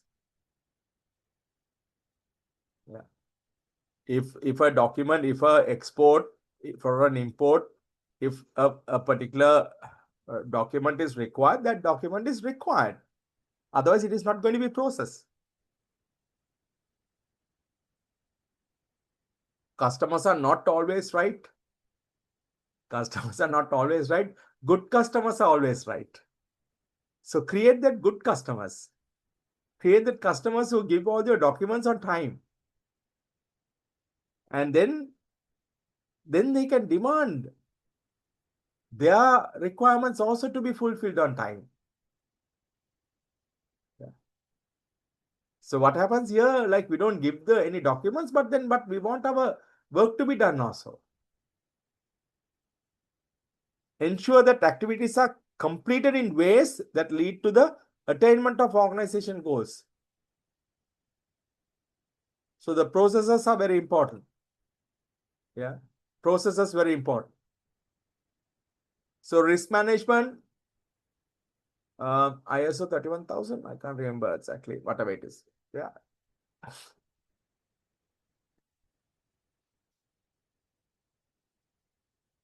So there could be feed-forward control, concurrent control, and feedback control. If you see the the hazards what has taken place, even at the feed-forward control prevents anticipated problems, where the operational staff would have asked, if you're looking at the import and export, the corporate issue that you see, I'm sure there are set documents which is required for the LCs to be because they are unique, they are different, but then to be fulfilled, that there are requirements.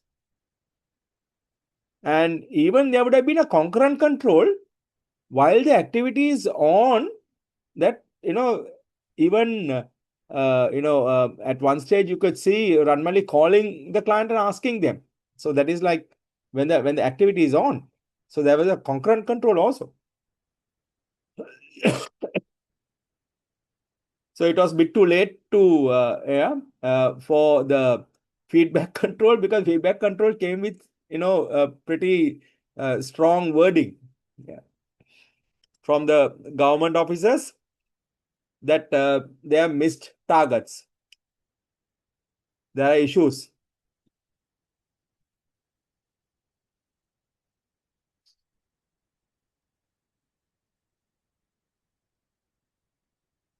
So if you have to design a control system, like you have to look into the size of the organization, 1,200 people, not a very big number to manage.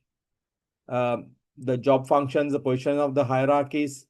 Now, this is where you need to be very clear who rules whom, who gives instruction to whom. A degree of organizational decentralization. Unfortunately, in the banking industry, the decentralization takes place only at up to a certain level. It doesn't flows down right down. Type of organization culture, very important, and especially you see now the organization is split into two areas, two parts. And importance of the activities of the organization success. Definitely, every single activity in the banking industry, banking sector is absolutely essential for the organizational success. Otherwise, you lose the trust, you lose the face, you lose everything.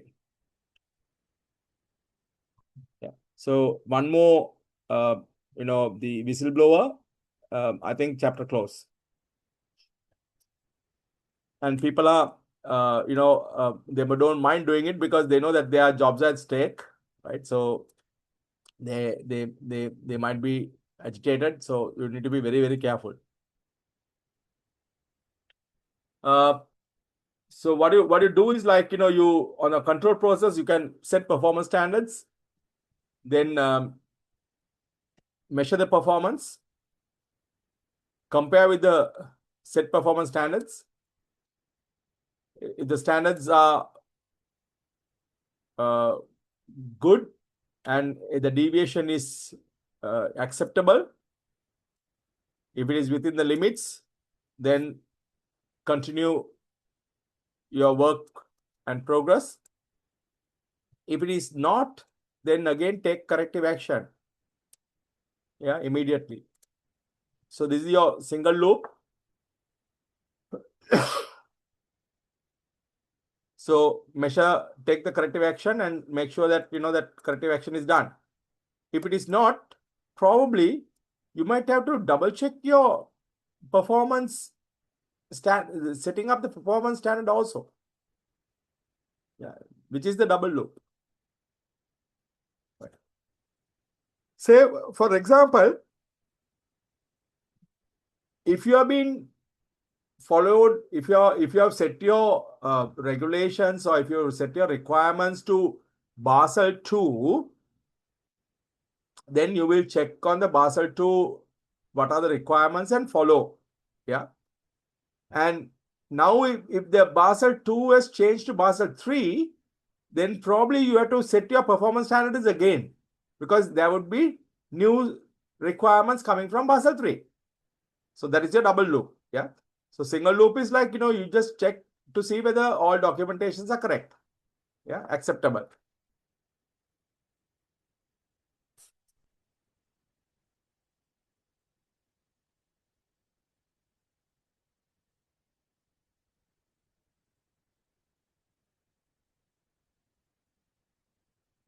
Now you could see it's very clearly the performance management is what the organization do to become more successful and stay ahead with their competitors. So it is to integrated approach that helps to define and execute their strategies and continues to drive performance improvements.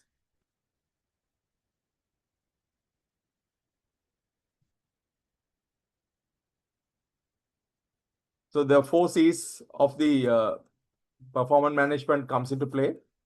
Yeah.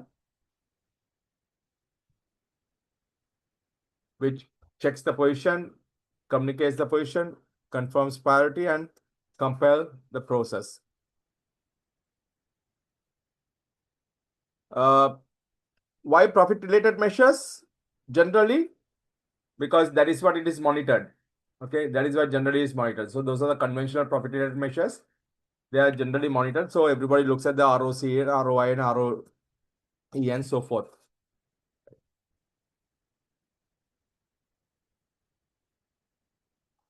Profit-based measures suffered from a number of problems. Only profit. Yeah. From the Enron crisis to the banks, people started manipulating the numbers. Yeah. People started manipulating numbers to work on the better results on your ROC and ROI. So, and it was a single period measure. So then you could manipulate those numbers. Now, which came up, in a bit of a different manner as a balanced scorecard. So after the Enron crisis in 90s, professors Norbert and Kaplan came out with the balanced scorecard with 4 perspectives. Yeah, 4 perspectives. So this is how you implement your balanced scorecard perspective, the creating and maintaining that balanced scorecard. So have it in your mind. How do you create this out? Yeah, how do you create this out? For example, define the vision, strategies what we follow, identify the critical success factors and the perspectives, identify the measures, identify how do we evaluate our scorecard, identify to be initiated, reach our targets, and follow up, update, maintain our scorecard to go off it.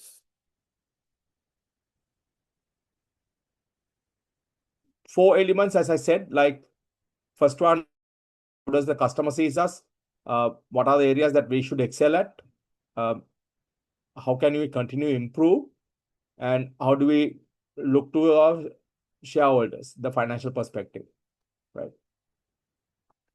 Something on this nature, where you have the whether financially, for me to be successful, my the customer perspective to be right.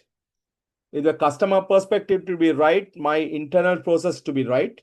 For my internal process to be right, my learning and development should be right. Yeah. The balanced scorecard has gone through several evolution, and it has moved up. It has at the beginning they only try to have individually each perspective had their KPIs and targets to cover. Then they realized that it can be integrated. So it evolved into a kind of a relationship based, like what I said. Your learning and growth would help the internal business processes. Internal business process would help the customer perspective. Customer perspective will result in your financial perspective, right? Uh, but it is not 100% clear whether that relationship, that vertical relationship, prevails. But one thing is definite, that all four perspectives are interconnected. Yeah, they are interconnected to work things out. So I'm giving you some objectives and measures for your recap, so you can align it with the case what you have in your hand. Yeah, customer perspective, financial perspective, customer perspective. So these are all common ones which can be taken into your case also. Yeah.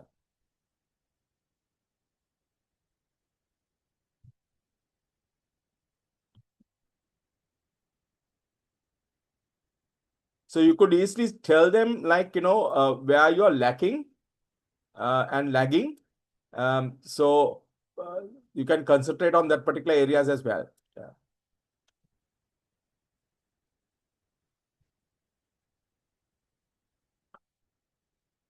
So this is an example. From learning and growth, you can improve the employee skills, so that employee skills will improve the process cycle time and the process quality. That will lead to on-time delivery to your customers, so that will create more customer loyalty. That will in return, you'll have a return on capital employed. So customers repeat purchase, customer becomes agents for you and things like that. So that's how it works. So that's a vertical relationship that they are looking at.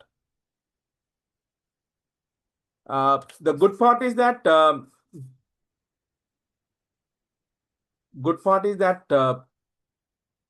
it brings together as a single report format from different perspectives. So you don't have to look into different reports. Yeah, it's provide a quite comprehensive framework and also help managers to consider all important operational measures together, right?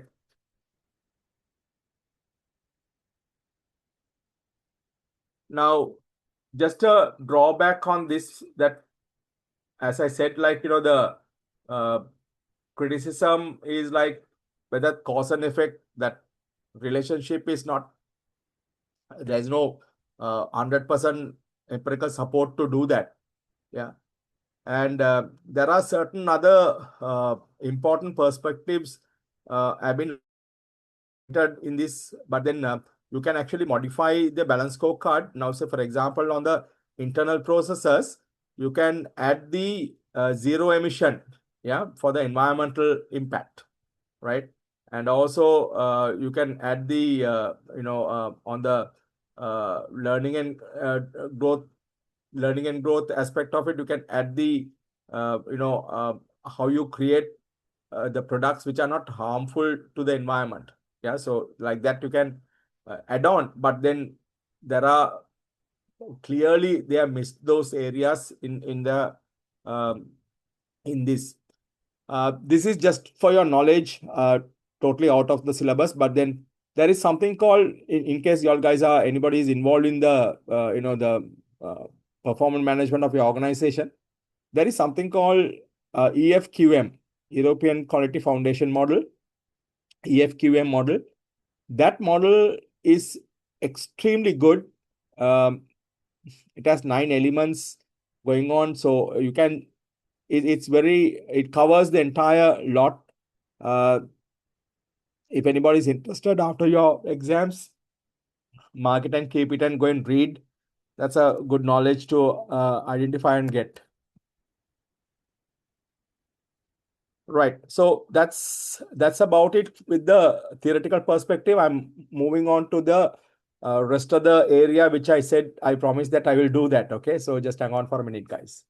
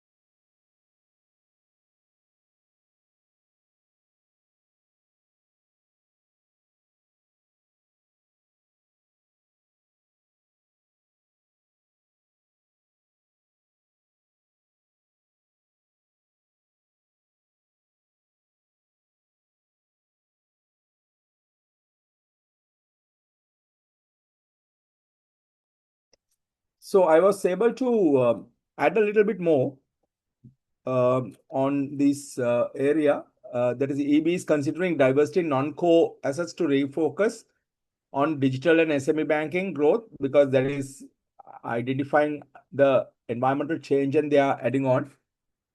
Additionally, potential joint ventures with fintech firms and foreign strategic investors are under discussion to boost capital and technological capabilities. So that means they have identified what they need to do and they have taken into taken that into consideration. Yeah. Launch green finance products and sustainability linked loans for corporate clients aiming to reduce their carbon footprint. That's a very good initiative to work things out. And they're saying they have a very best customer relationship as well.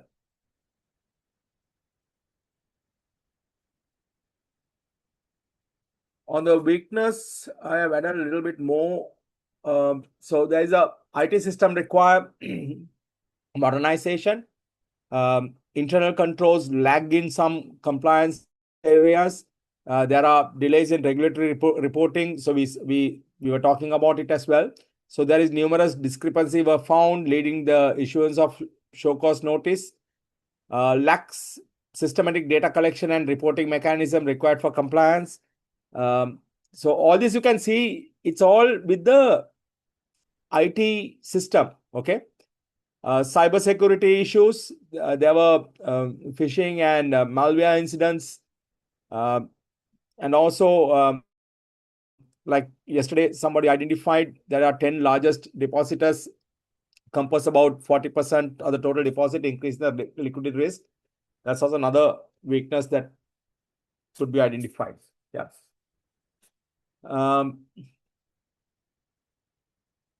Furthermore, liquidity coverage ratio, it's on the regulatory minimus. Deposit growth have slowed partly due to increased competition, partly.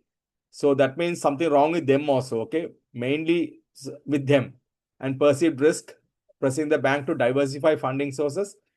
Capital adequacy ratios remain compliant with Basel III, but trending downwards. So you need to be careful. The financial department have invested in upgrading the ERP and reporting software to improve transparency.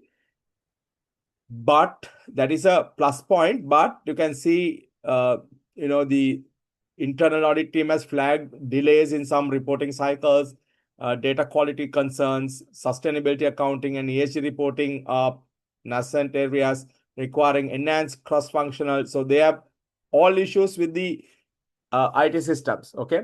So the bank strategic acquisition of Loft Microfinance aim to cater underserved rural markets and diversify income. However, integration reveal operational weaknesses in loan origination, risk management, regulatory compliance, and Loft Microfinance, raising concerns regarding asset quality and potential reputational risk. So that's also, they have an issue, and that is also mainly due to the systems. Cybersecurity infrastructure have increased. Full upgrade implementation remains in progress. Now they say it projected to take another 12 to 18 months. Guys, I want you all to check it out whether any of those projects it takes whether 1.5 years to complete. Yeah. So please check it out. I don't think so. Staff training on cybersecurity is ongoing, but not comprehensive. So that is like, just to make a tick that they are doing it, nothing else. So that's one of the reasons probably with the staff also, that staff is not aware of what is happening with the changes. Yeah.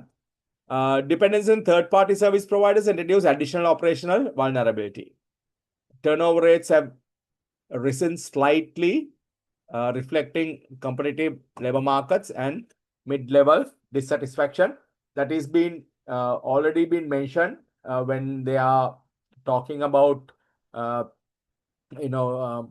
think the compliance lady has mentioned that these issues are coming up. I'm just seeing what I've added onto it.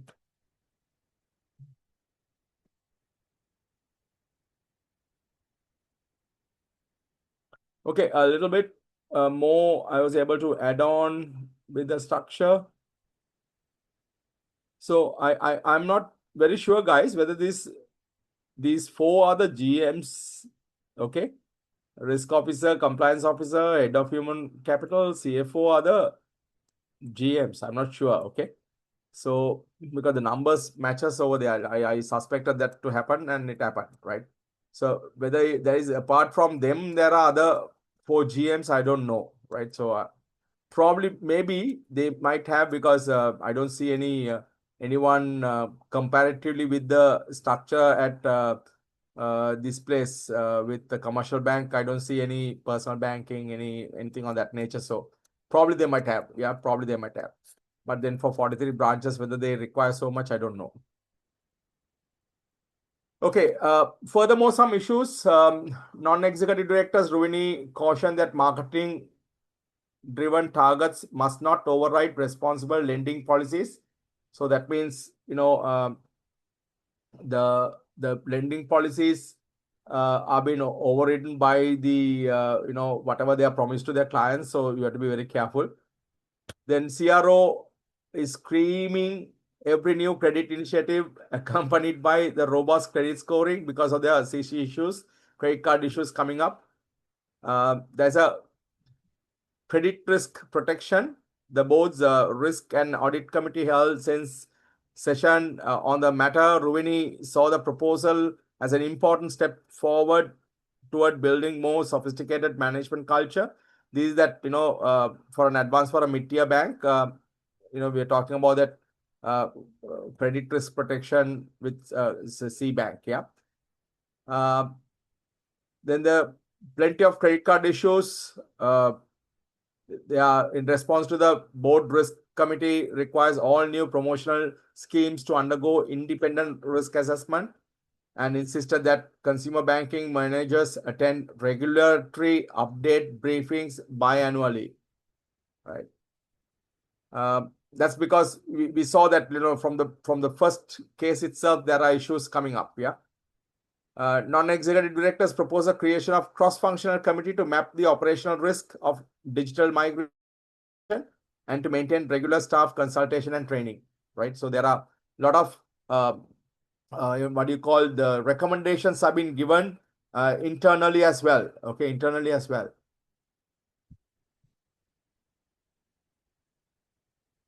Right. Okay. Now this is the scan step. What I said about with regard to the pestle, guys, y'all can even follow this up.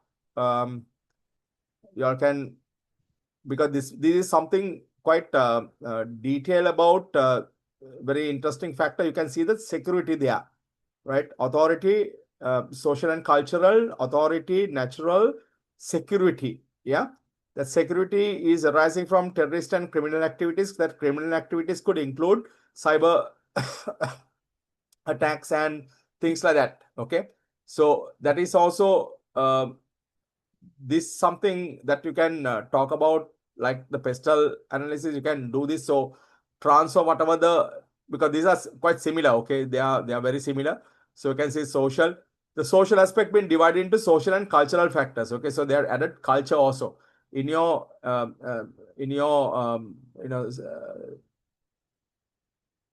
pestle. Social is there, including the culture, right? But here they are dividing the social and the culture separately because you can see the lifestyle, your social networking, your ethnic background, the religion, your ethical outlook. All those things matters because we are looking at urban and rural aspect of it.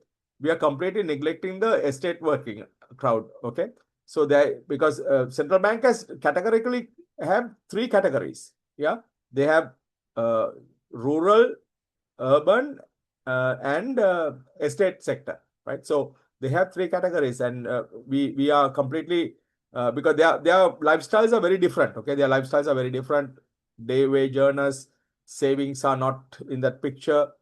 So there's no requirement as such to have the savings.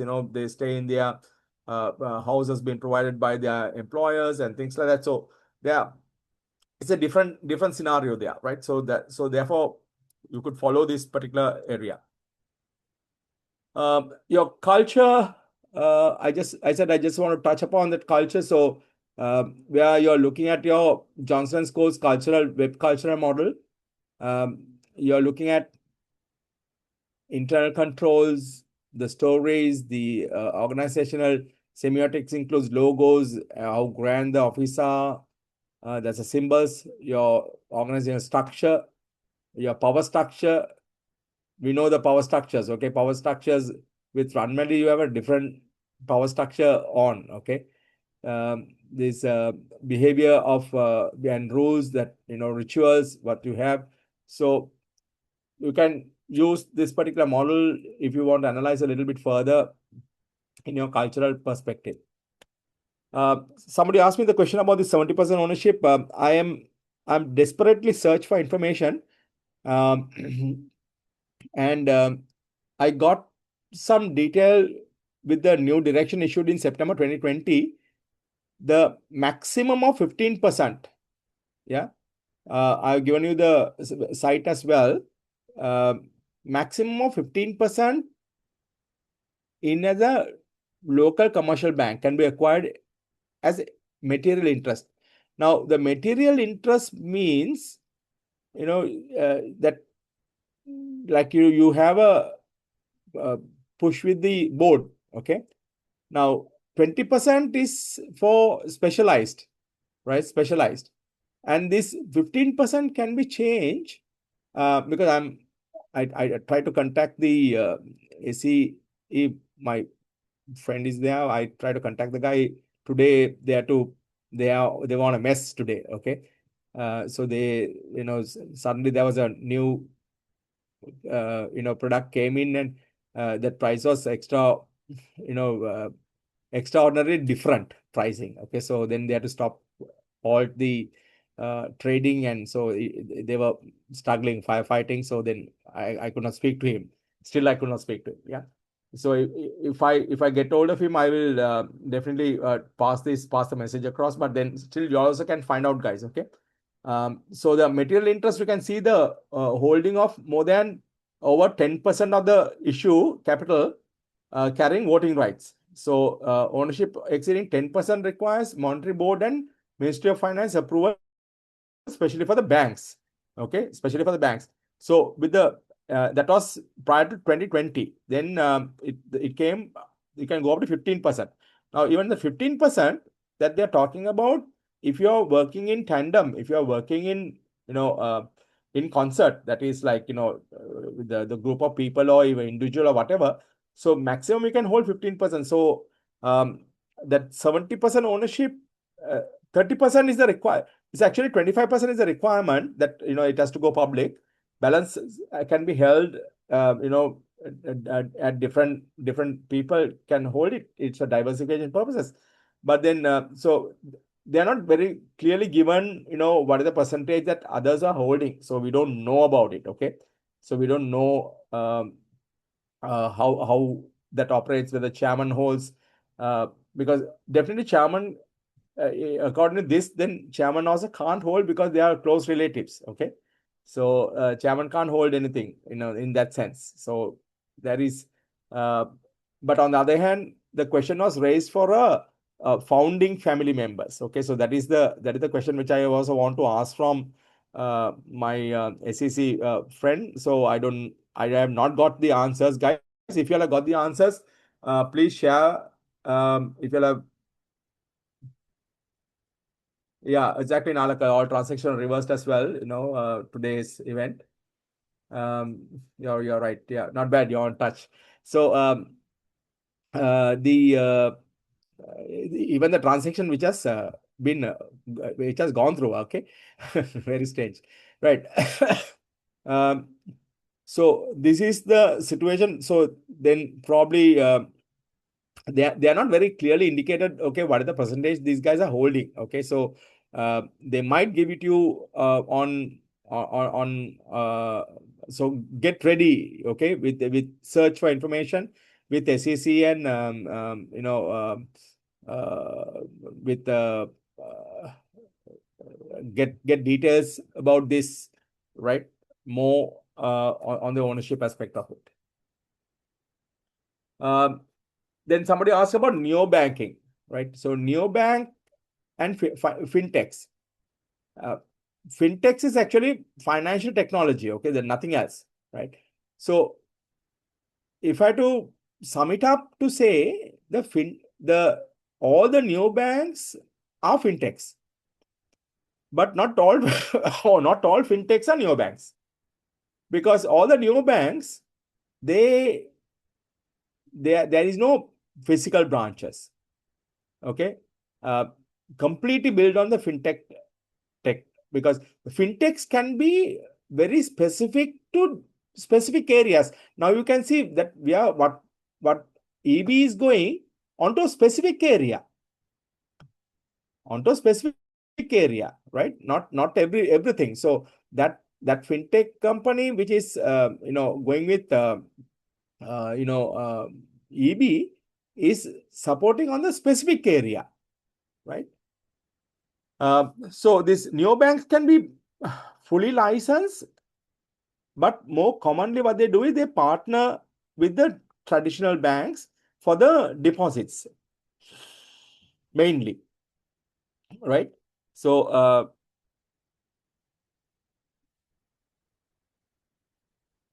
but there are standalone neobanks also available. If you just type in, you could see. And there are 3 banks I was able to identify which can be operated from Sri Lanka also.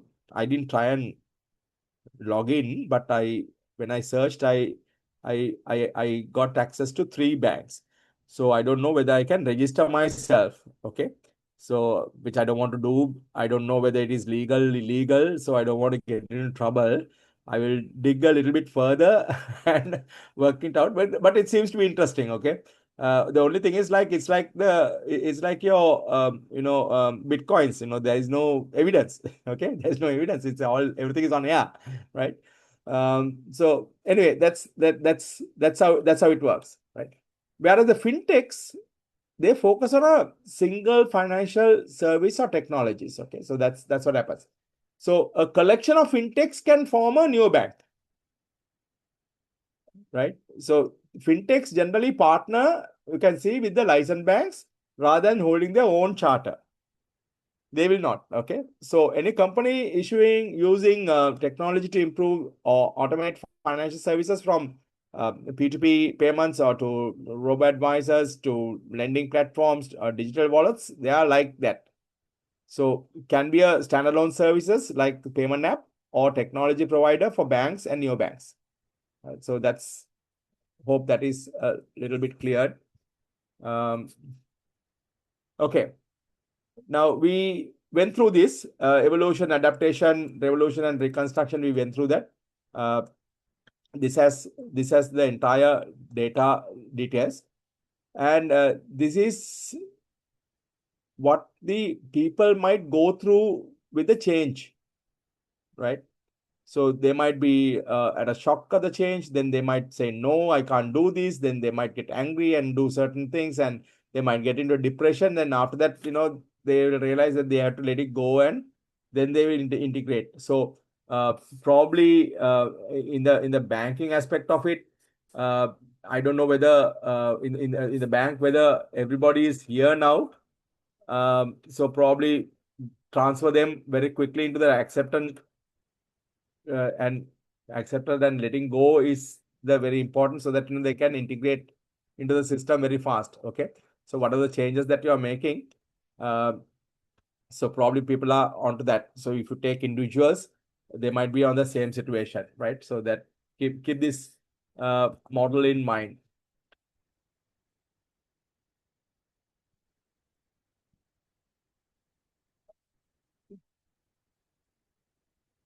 Okay. Now this is another model to see the 4 categories of change. There will be people, the types of people that we are looking at. Okay. Now, because why I picked this up because in your case, they have used this traditionalist name.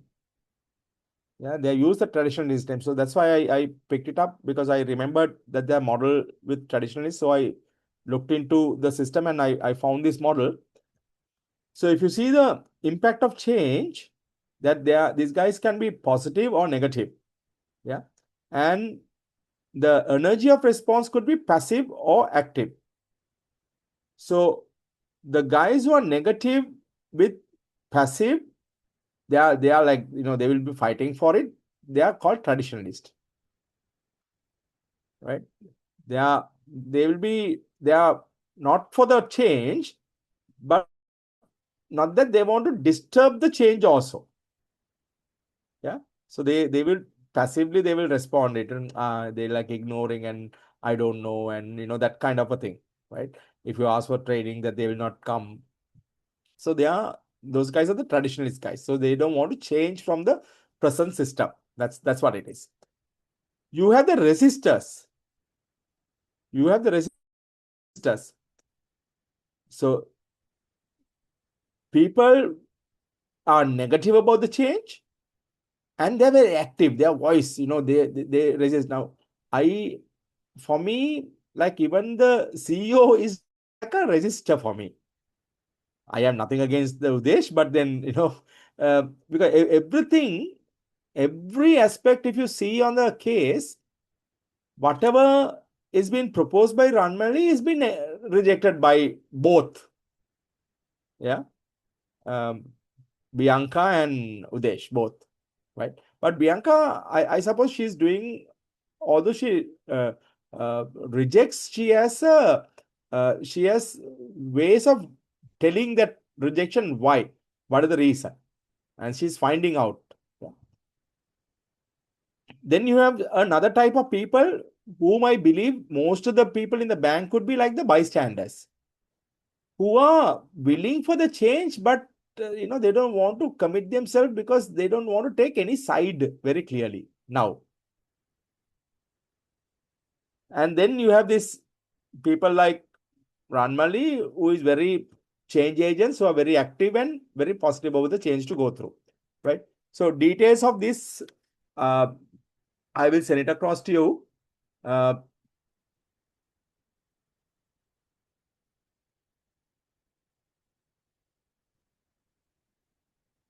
Neobanking, you can consider, Adish, neobanking you can consider as the as a product, okay, for the moment, right?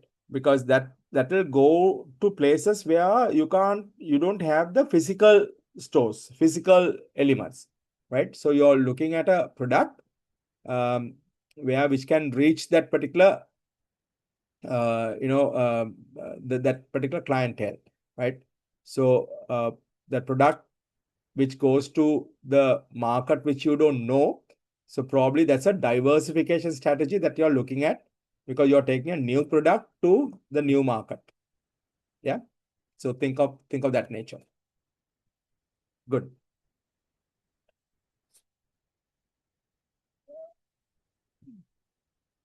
Okay. This model is very relevant to your case. This is very relevant to your case. Okay. Guys, check on this model in detail. IT Strategic Grid by McFarlane. Okay. He has given 4 categories, 4 types. Strategic impact of the IT applications under development, and strategic impact of existing IT systems currently. Whether their strategic impact is low or high, whether the strategic impact of IT applications under development is low or high, right? So he has given factory, support, strategic, and turnaround. He has given some, I'm able to get some information also, in the sense like, the explanation as well. And my, if you go through the notes, it will have clear explanation as well. So whatever the IT systems currently, existing systems currently that you have, they are not going to be very honest, their strategic importance is going to be very low, right? Even so, now that systems are very low, but the strategic impact of the IT applications under development is going to be very high.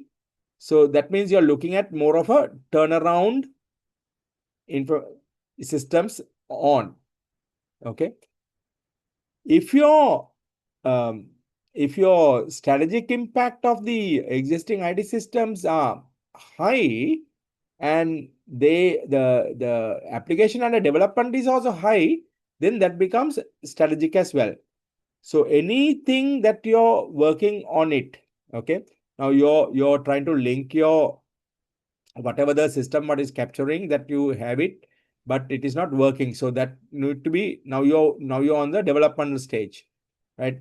um, for example, you're looking at a 12 to 18 months process time, which is not acceptable, but then that has to be worked out. So that is it's a strategic one, because that is highly important currently, and also it will be highly important in the future, because you have to stop this phishing and the guys who are trying to come in and disturb your operations, right? So this model is very relevant and important, because yesterday when I was uh, going through, after the session, I was looking into this particular model to place where you might, because it is relevant to your case. I could see the relevance in the case. Yeah.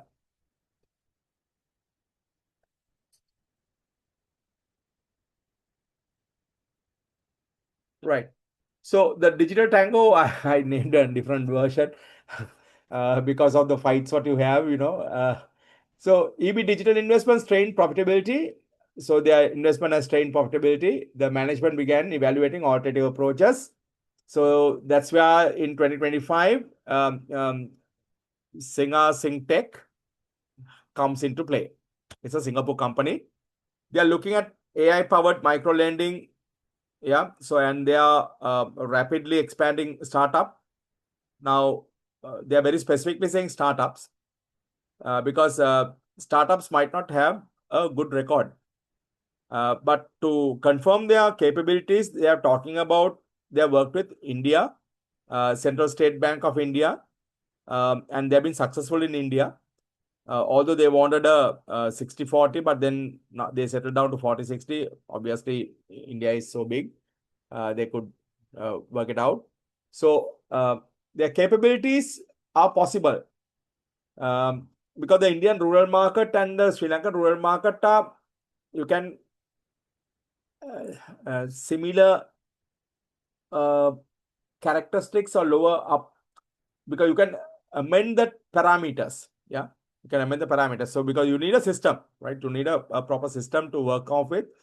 The only problem is like, Syntech raised a regulatory fine, a weak data privacy controls. Now, here, who is giving that particular guarantee is EB. Okay, that is their contribution, right? So you need to be careful. You could lose your license, so you need to be absolutely careful. I think Bianca is warning, uh, giving that warning as well, because these guys are their systems are good, because otherwise they can't be very much plus in the Indian market. If you're good in the Indian market, you should be able to have your proper the systems working, and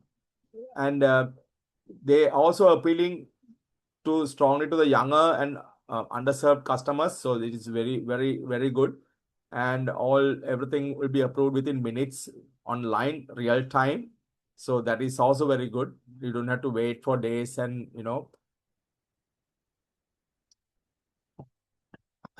so somebody should monitor it to see how it works off it. So the partnership regulatory banking license, you can see that, yeah, EB is going to provide, okay. banking license, liquidity, and compliance oversight.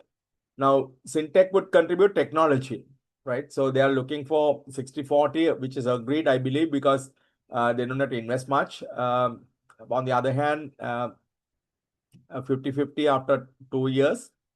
By the time the technology might be outdated and things like that. So, that's a risk that you need to take anyway. Okay. So that gives you a faster market penetration, plus access to unbanked population is a plus. Lower operational cost. Yeah, here it comes. Okay. So lower operational cost compares to EB's branch-based models.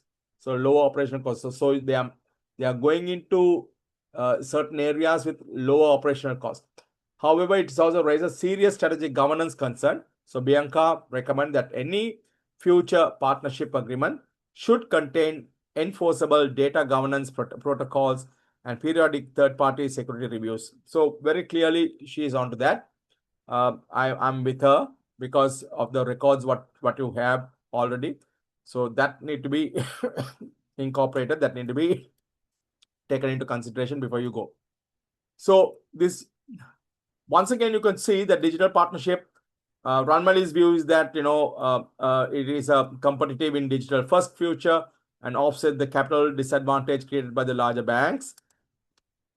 Where Udesh is arguing that partnership could erode EB's brand equity, build on community trust and personalized service. So because there is no personalized service here, it is like so you need to see what do you need for the future banking population.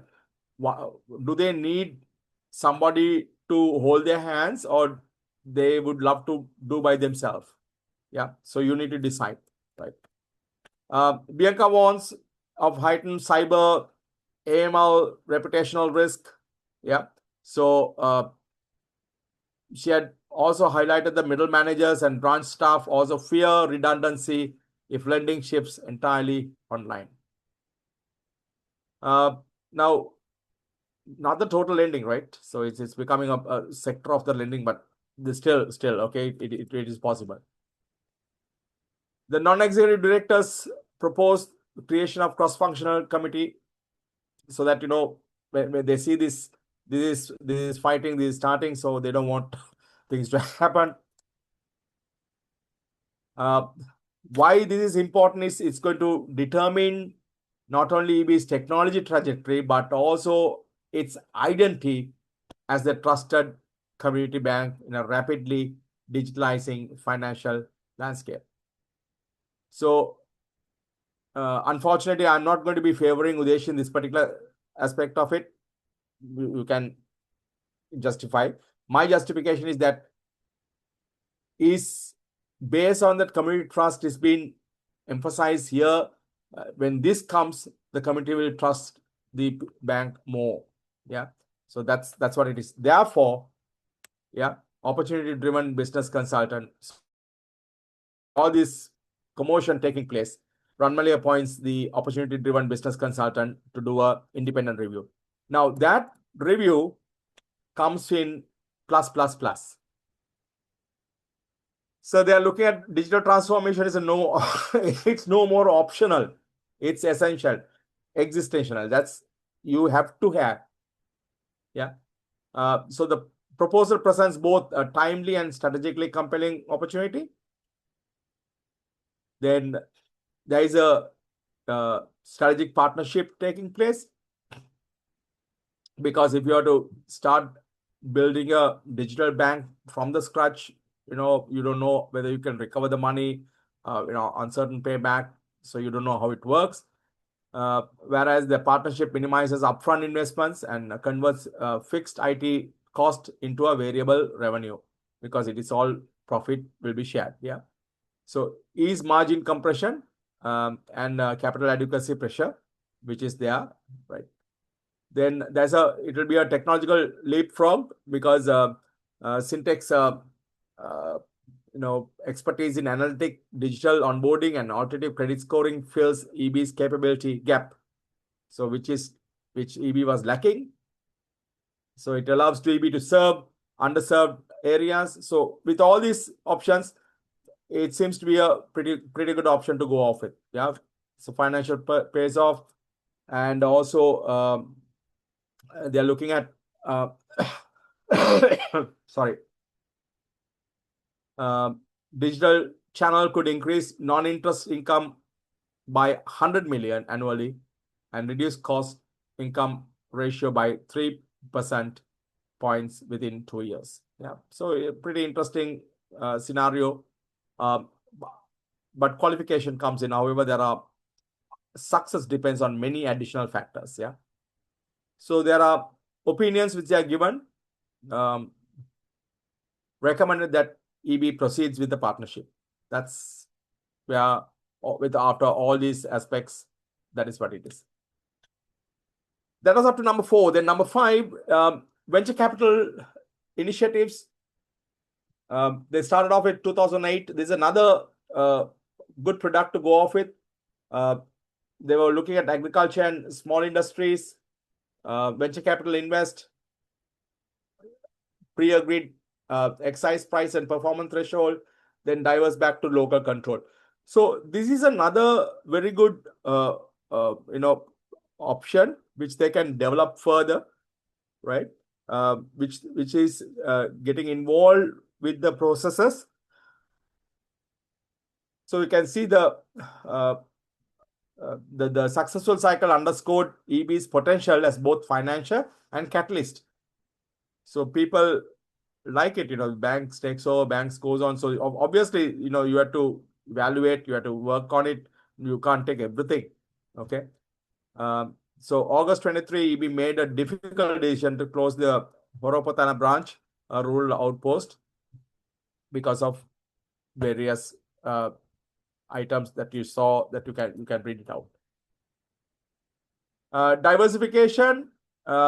So because of margin pressure and stiff competition, you can see diversification into wealth management and bank assurance services.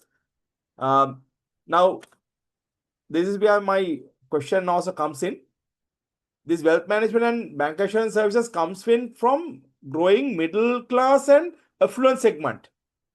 All these times you are looking at the middle income segment. Now you are suddenly looking at with the wealth management, you are looking at bank assurance, you are looking at the affluent segment. So now you're shifting towards your mission, bank for all, right? So growing middle class and affluent segment. So fee-based service, provide new income stream. So that is pretty interesting. There is like, now this is where they are trying to position themselves as one-stop financial partner. So where they aim to strengthen customer loyalty and reduce dependence on traditional lending margins, then ensure more sustainable profit in the long run. So that's a pretty good option, guys. You could work on this idea, see where is areas that you can improve the wealth management and bank assurance services. This is not without challenges. There is to managing integration risk, securing funds for technology investments, regulatory compliance, alignment, balancing ROI expectation amidst crisis credit risk. So they are still having issues, but then these are challenges which need to be fulfilled. Credit card churning. This is so you can see that they have gone expanding beyond the conventional deposits and lending products like co-offerings and involve credit card solutions that cater to emerging market trends.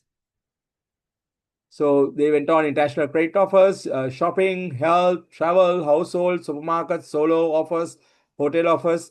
Now, how did they give the cards? Now you could see the issues are coming up.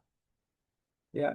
Ruan very clearly says not all customers are ready for this much easy credit, because they could see a spike in missed payments, especially from the first time card holders in the rural and lower middle income segments, right? One of the international banks also did this, and they had only very few branches, and they didn't know what to do, how they could make the card payments. People could not make the card payments, so they had some arrangement with the post offices also for some time. Yeah, after that they completely stopped it off. But my question is like, you are looking at the first time cardholders, rural and low middle income, leisure offer for Kandalama. As I said, like, you're looking at 60,000-70,000 rupee room, 2 nights, 3 nights, it's 200,000 rupees. The average income is only about 60,000 rupees a month. Yeah. So how are they going to pay in installments is something that you have to think of. Probably that's one of the reasons that these guys would have missed it also. Yeah. Right, because they might not know that the an understanding of the money what you take is not yours, somebody else's. Yeah, so that need to be thought of. Few more additional things to look into. Now, Bianca submits another report highlighting such customer behavior increase the risk of regulatory scrutiny, right? Because they are not ready. They were not. These guys are not ready, right? And she could see some changes in the loyal customers also, but they are vulnerable customers accumulating the debt because of that 0% installment plans. So Ranbali got a chance. Otherwise, Udesh has the chance always to fight back. No, Ranbali is asking the scheme of effectiveness at the board. So, which Udesh has to answer. The answer is not given, but then there's to answer. Dilshan, a new person coming into the picture, Chief Financial Officer. Dilshan clarified the consumer banking department has ignored some limitations set by the finance department. So that means there's some issue with the internally they have issue. They are not going hand in hand. They are not recognizing the compliances. They are not recognizing the the requirements, and they are just ignoring those limitations. So probably for a customer whose salary is about 50,000 rupees, they might give a maximum credit of, let's say, 500,000 or 350,000. So these guys might be increasing to 500,000. So once again, the management team is split. Some directors urge continued innovation, argue that loyalty programs do more than harm, while others push for stricter monitoring and financial literacy initiatives. So in response, what did the board do? All new promotional schemes to undergo independent risk assessment and insisted that consumer banking managers attend regulatory update briefings biannually. So we saw that earlier as well. So they have answers for all these issues, okay? Only thing is they are allowing the issues to take place, and then they are trying to. So it's like, it's a reactive process, not a proactive process. Now that is something which I have seen in every cases. It's always a reactive. After making the mistake, we'll do. We missed this out. We'll give this out. We forgot to take this. Can you send me this document now? It's all on that line. Corporate banking, once again, a little bit of a mix up from the middle income earners to now they are looking at the corporate banking, partnership and practical innovation. So they have been very successful. Smart solutions tailored for global commerce. You could see there are so many positive things that they are talked about, right?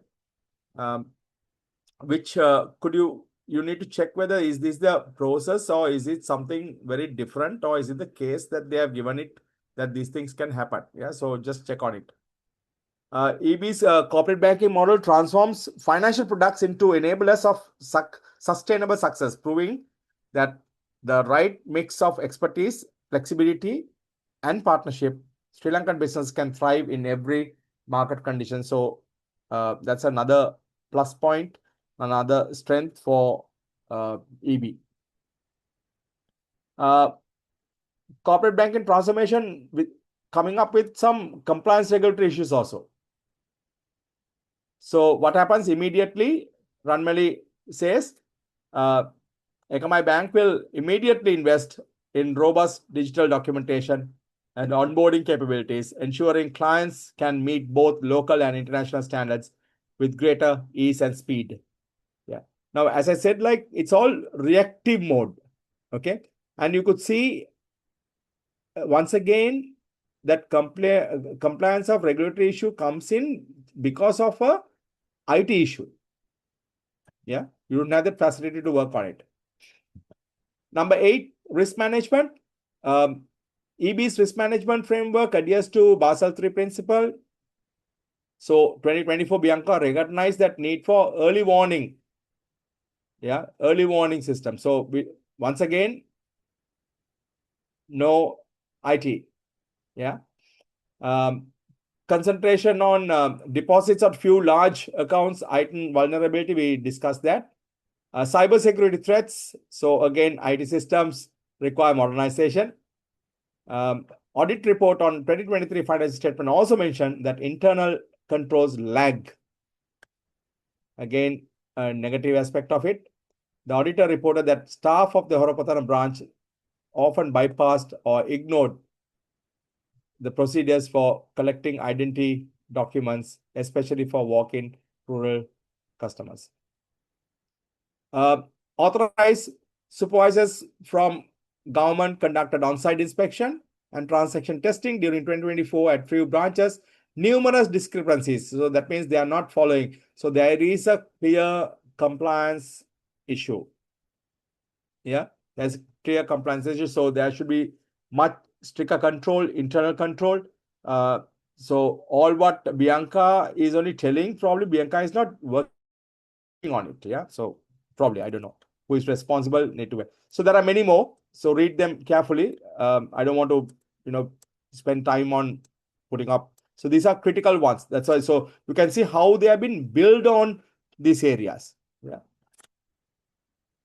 This is the fight. What we saw, the credit risk protection. Once again, there's a fight. Yeah.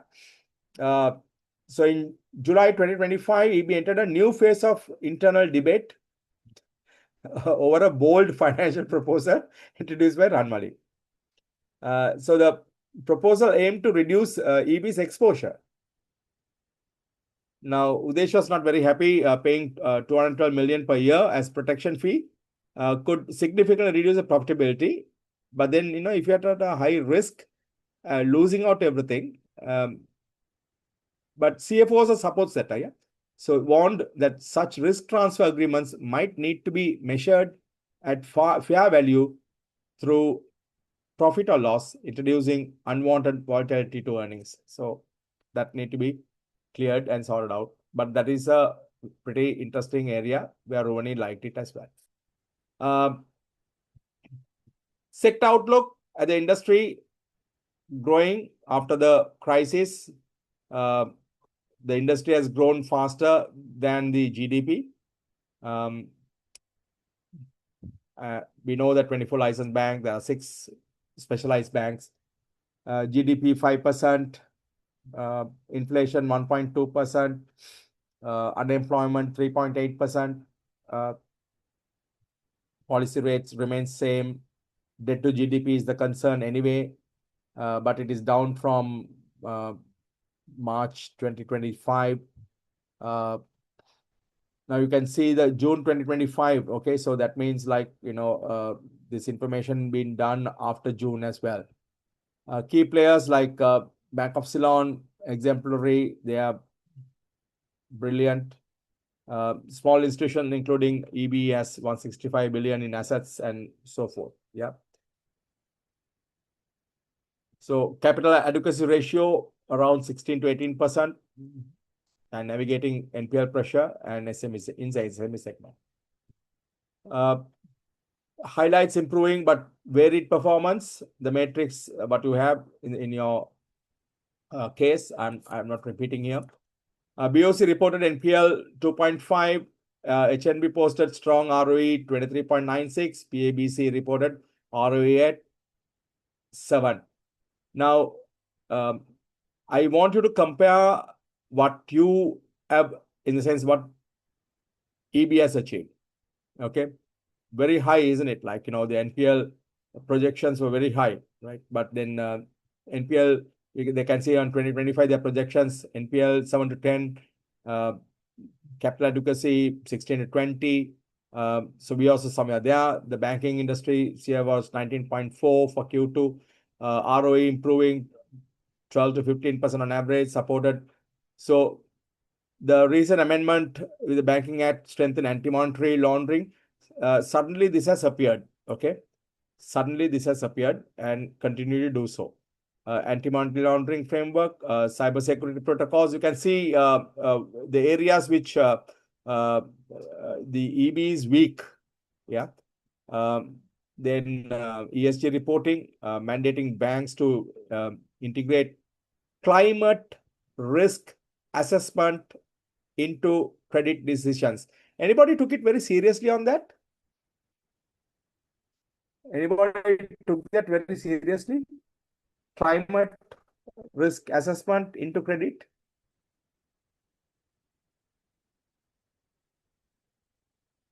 Climate risk assessment into credit decisions. Now, what happens with all this? Your information comes in that you are not taken any consideration. Whereas in 2024 itself, they have said about to include climate risk assessment to credit decisions, whether you have followed. Yeah. So now I just went in, I've given you this website also. How do you conduct a climate risk assessment? Yeah. Create a roadmap, form the expert cross-functional steering committee, consider partnering with climate scientists, create your unique scenario models, identify tools and resources that can help to complete the assessment. I just took it straight away from this particular website because I thought they were taken after this information they would have included probably after DITWA. I think. Okay, I think. Yeah. So these are just information on the papers, but therefore just have a look at it. Yeah, look at it. What are things to be included? How do we work on it? Because they might give you some details on that. Because I was a bit surprised as well. Because to include that particular element where he and talking about recent amendments in the Banking Act, strengthen anti-monetary laundering, that suddenly came in. It has come because there was no talk about earlier in anywhere in earlier cases, only in the sector outlook that they are talking about it, and integrate the climate risk assessment also on that particular same line. Yeah, so the regulation aimed to mitigate systematic risk such as NPL ratios hovering at 7 to 13% due to SME exposure and deposit concentration. Right. So think on that. Developments. Now here we go. Sri Lanka undergo third money laundering terrorism financing evaluation in 2026. Still the 2025 2024 report has not come. Yeah. They say the latest assessment is yet to be published, but the previous ones dated 2022 found medium high threats. So 2022 medium high threats. So there are 40 recommendations require countries not only to set up adequate legal and institutional framework, but also to prove in practice. Yeah. Sri Lanka has conducted its second and third National Risk Assessment on Money Laundering and Terrorism Financing. The latest assessment is yet to be published. The government has adopted National Anti-Money Laundering Safety Policy for 2023-2028. 24, it has identified 24 public sector stakeholders tasked, right? So these are new development coming up. Then finally, you have a board matters. Now, this is what you need to concentrate a little bit. Somebody asked me like, where do I focus a little bit more? This is the area. Because this is what the strategic case would be. Yes, this is what the issues also would be. You can see that. The board of EB has identified the strategic imperative to align its operations, lending and investments with ESG standard. Now, can you see that they talked about that ESG standards in that particular earlier paragraph? I said that, yeah. So whatever, wherever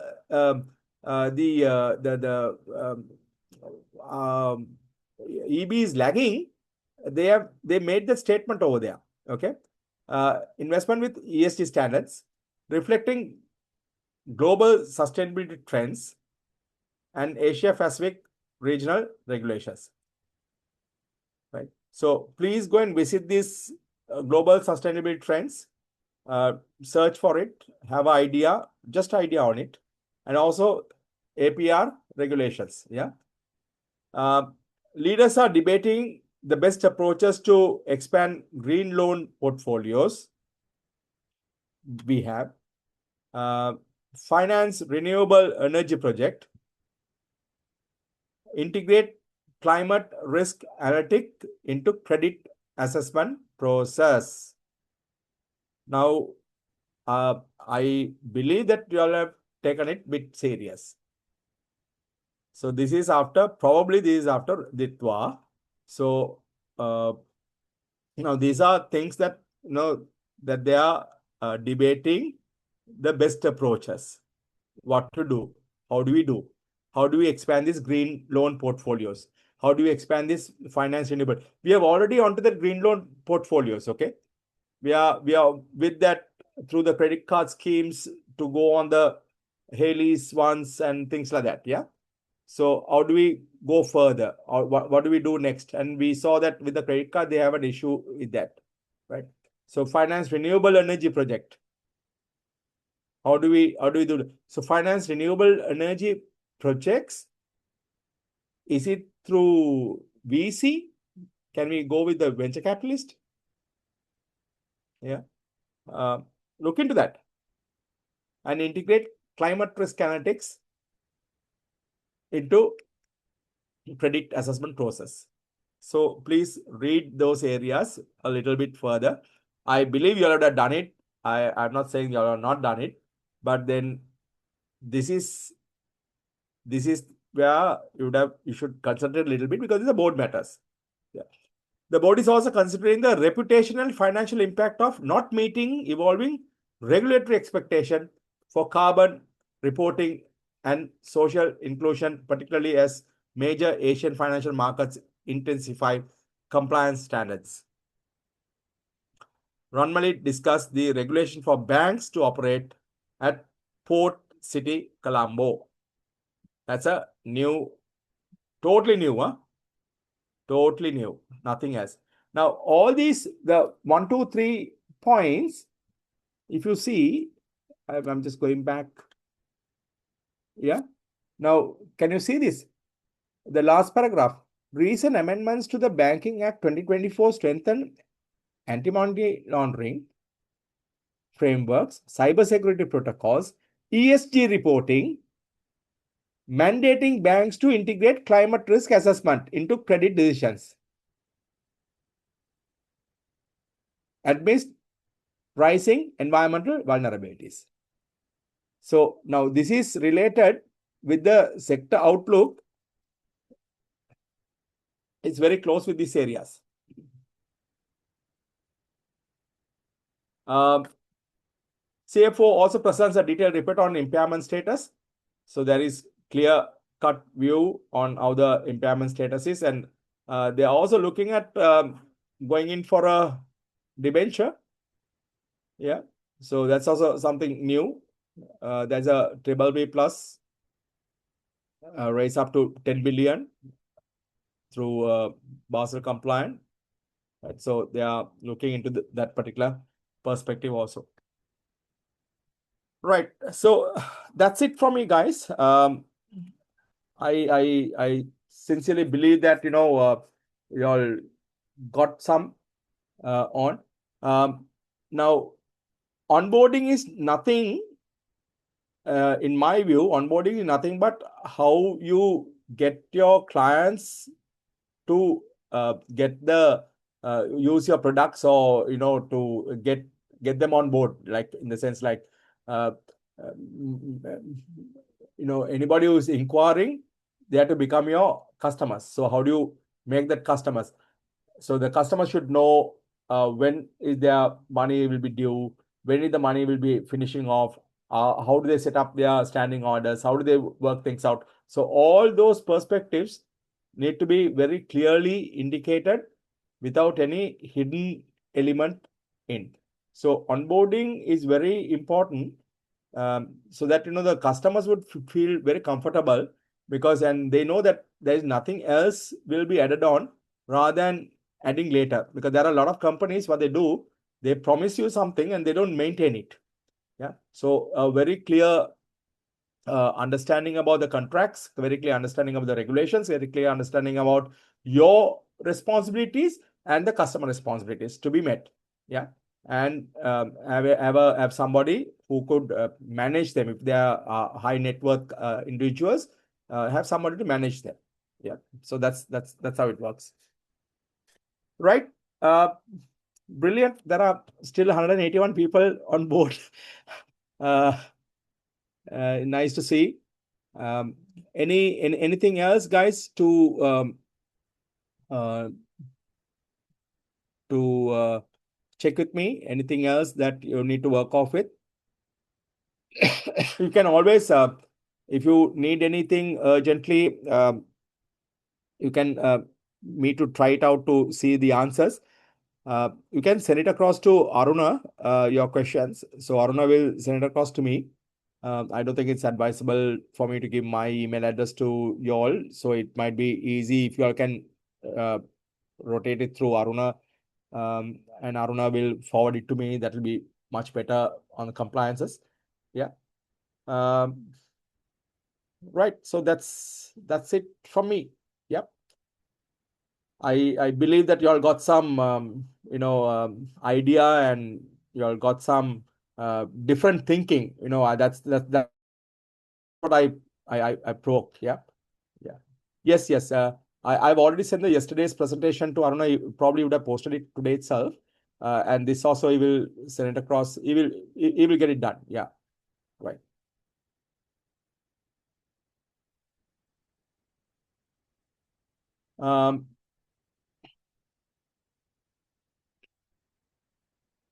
Nadir, the profit sharing arrangement, like in India, they have a 40-60. Here they are demanding for 60-40. Probably for the moment, because you're not in a very good wicket to ask for a better deal. So that's why I think even EB has gone with that 60-40, and after 2 years to go on the 50-50 basis. Yeah. So I believe that would settle things off.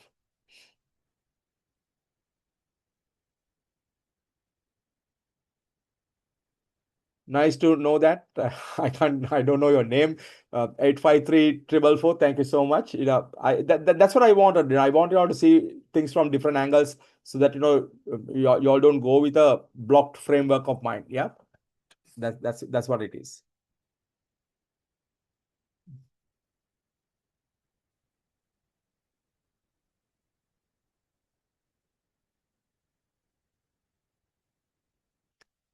Sure, Tarindo, you will manage. Definitely.